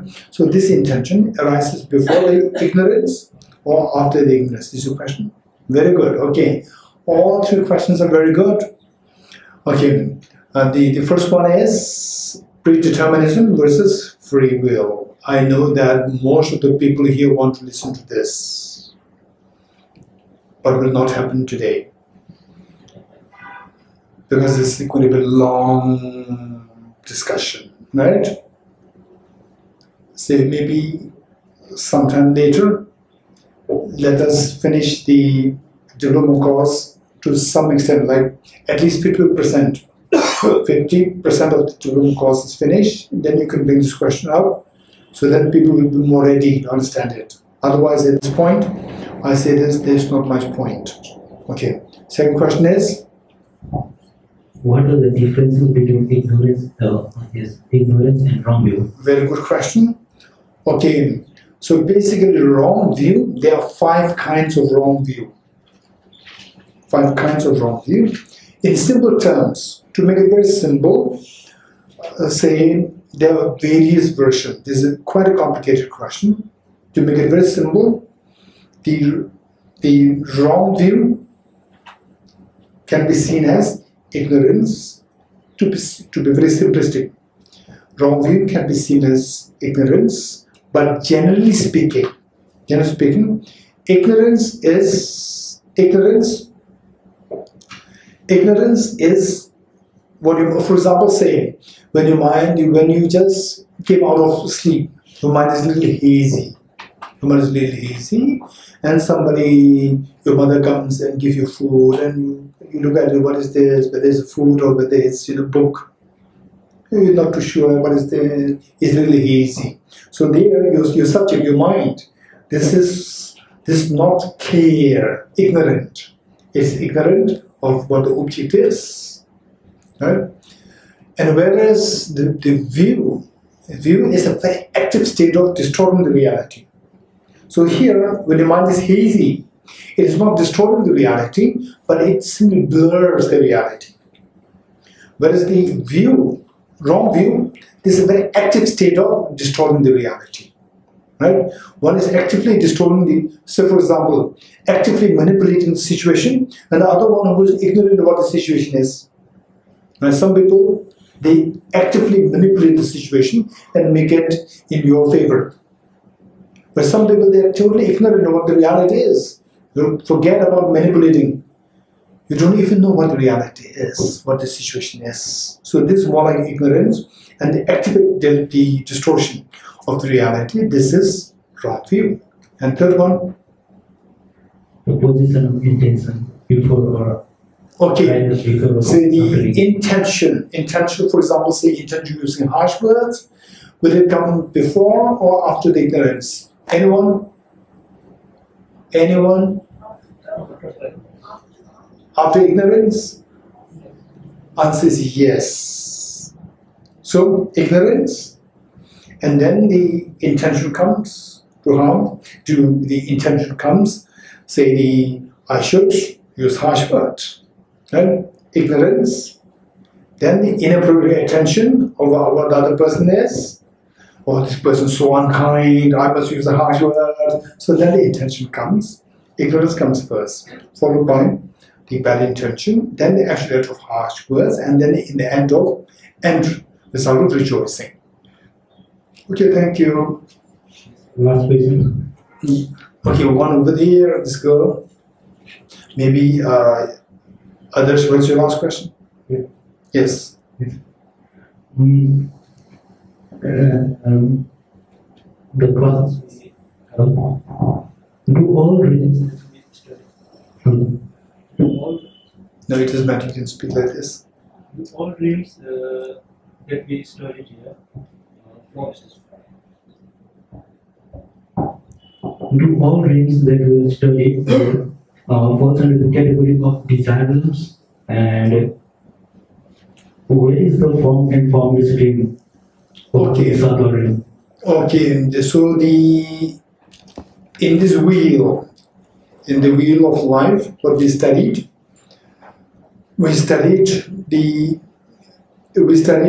are the form and formless realm, right? And what Bodhisattva realm. Okay, so this is a good question. I would suggest others to ask me next time. This question, don't forget it. This is a good question. In this cycle, is there a mention of the form and formless realm? Okay, the answer, to make it very quick, is that the formless realm, there is no these, the details. So because this was taught in,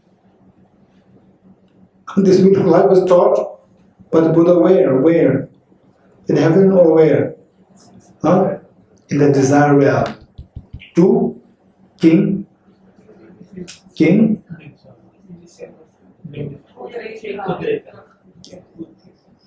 Get the instruction to King Uttarayana through King Bimbisara. So they were all desire realm king, right? Human realm king.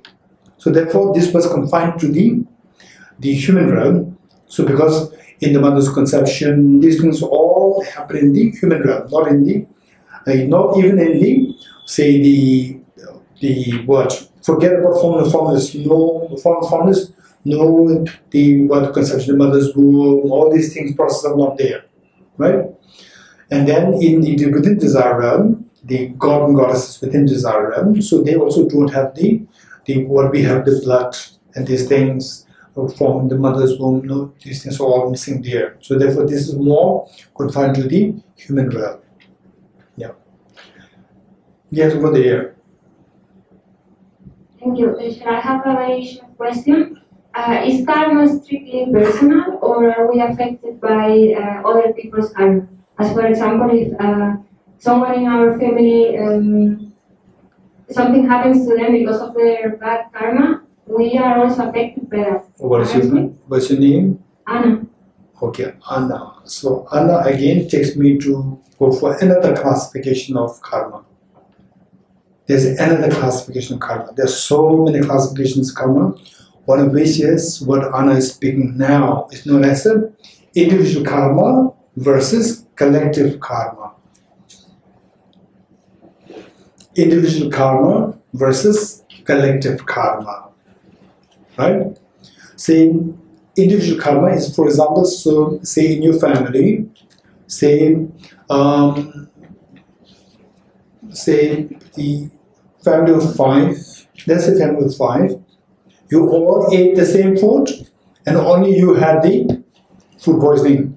For example, me, 3 days ago, what happened? Right? Food poisoning only happened to me. For example, let's say of the 5 people who ate the same food, but I only had the, let's say I was the only one who had the food poisoning. I suffered, right? Terribly. Say, let's say fever, then the stomach pain, and then the other 4 perfectly fine. They really enjoyed the food, no consequence. Which means that I was going through my personal karma, which is known as individual karma. Right? Individual karma. And whereas say all the family members, they have to worry about me. Right? Whereas my neighbors, they're enjoying. Neighbors may not be, too happy about me, so therefore they're enjoying. Whereas my family, all members, they're suffering terribly, they're worrying, right? So, you see, the fact that I'm suffering, my stomach problem, others are not suffering, my family members not suffering from some problem. This is my what? My individual karma ripening. My individual negative karma ripening. And whereas all family members suffering because of seeing me suffering, and me suffering because of seeing my family members suffer, so that is a collective ripening of the collective karma. For example, the Tibetans, for no reason, we are sacked out of the country, right? And then ruled by, the what? Freely ruled. And then they enjoy everything, right?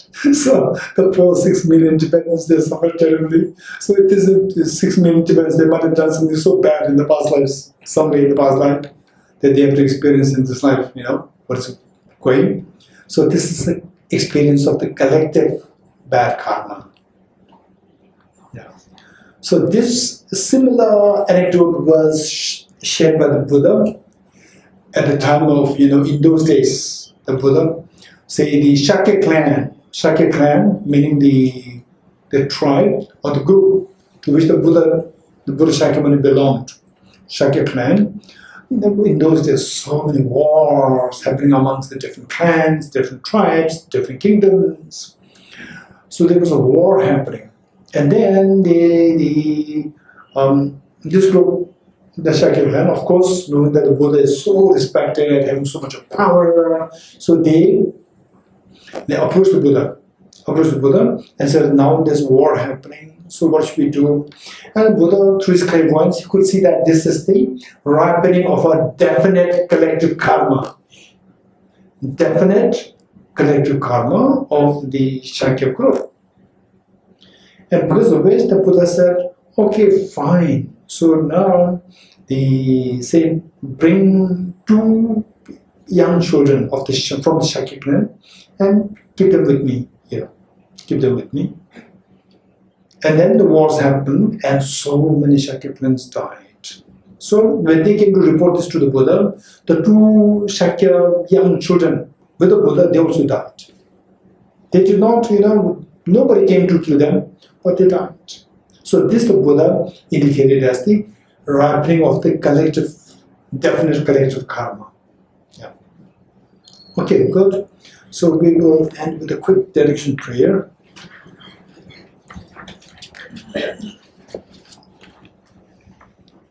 Page 278.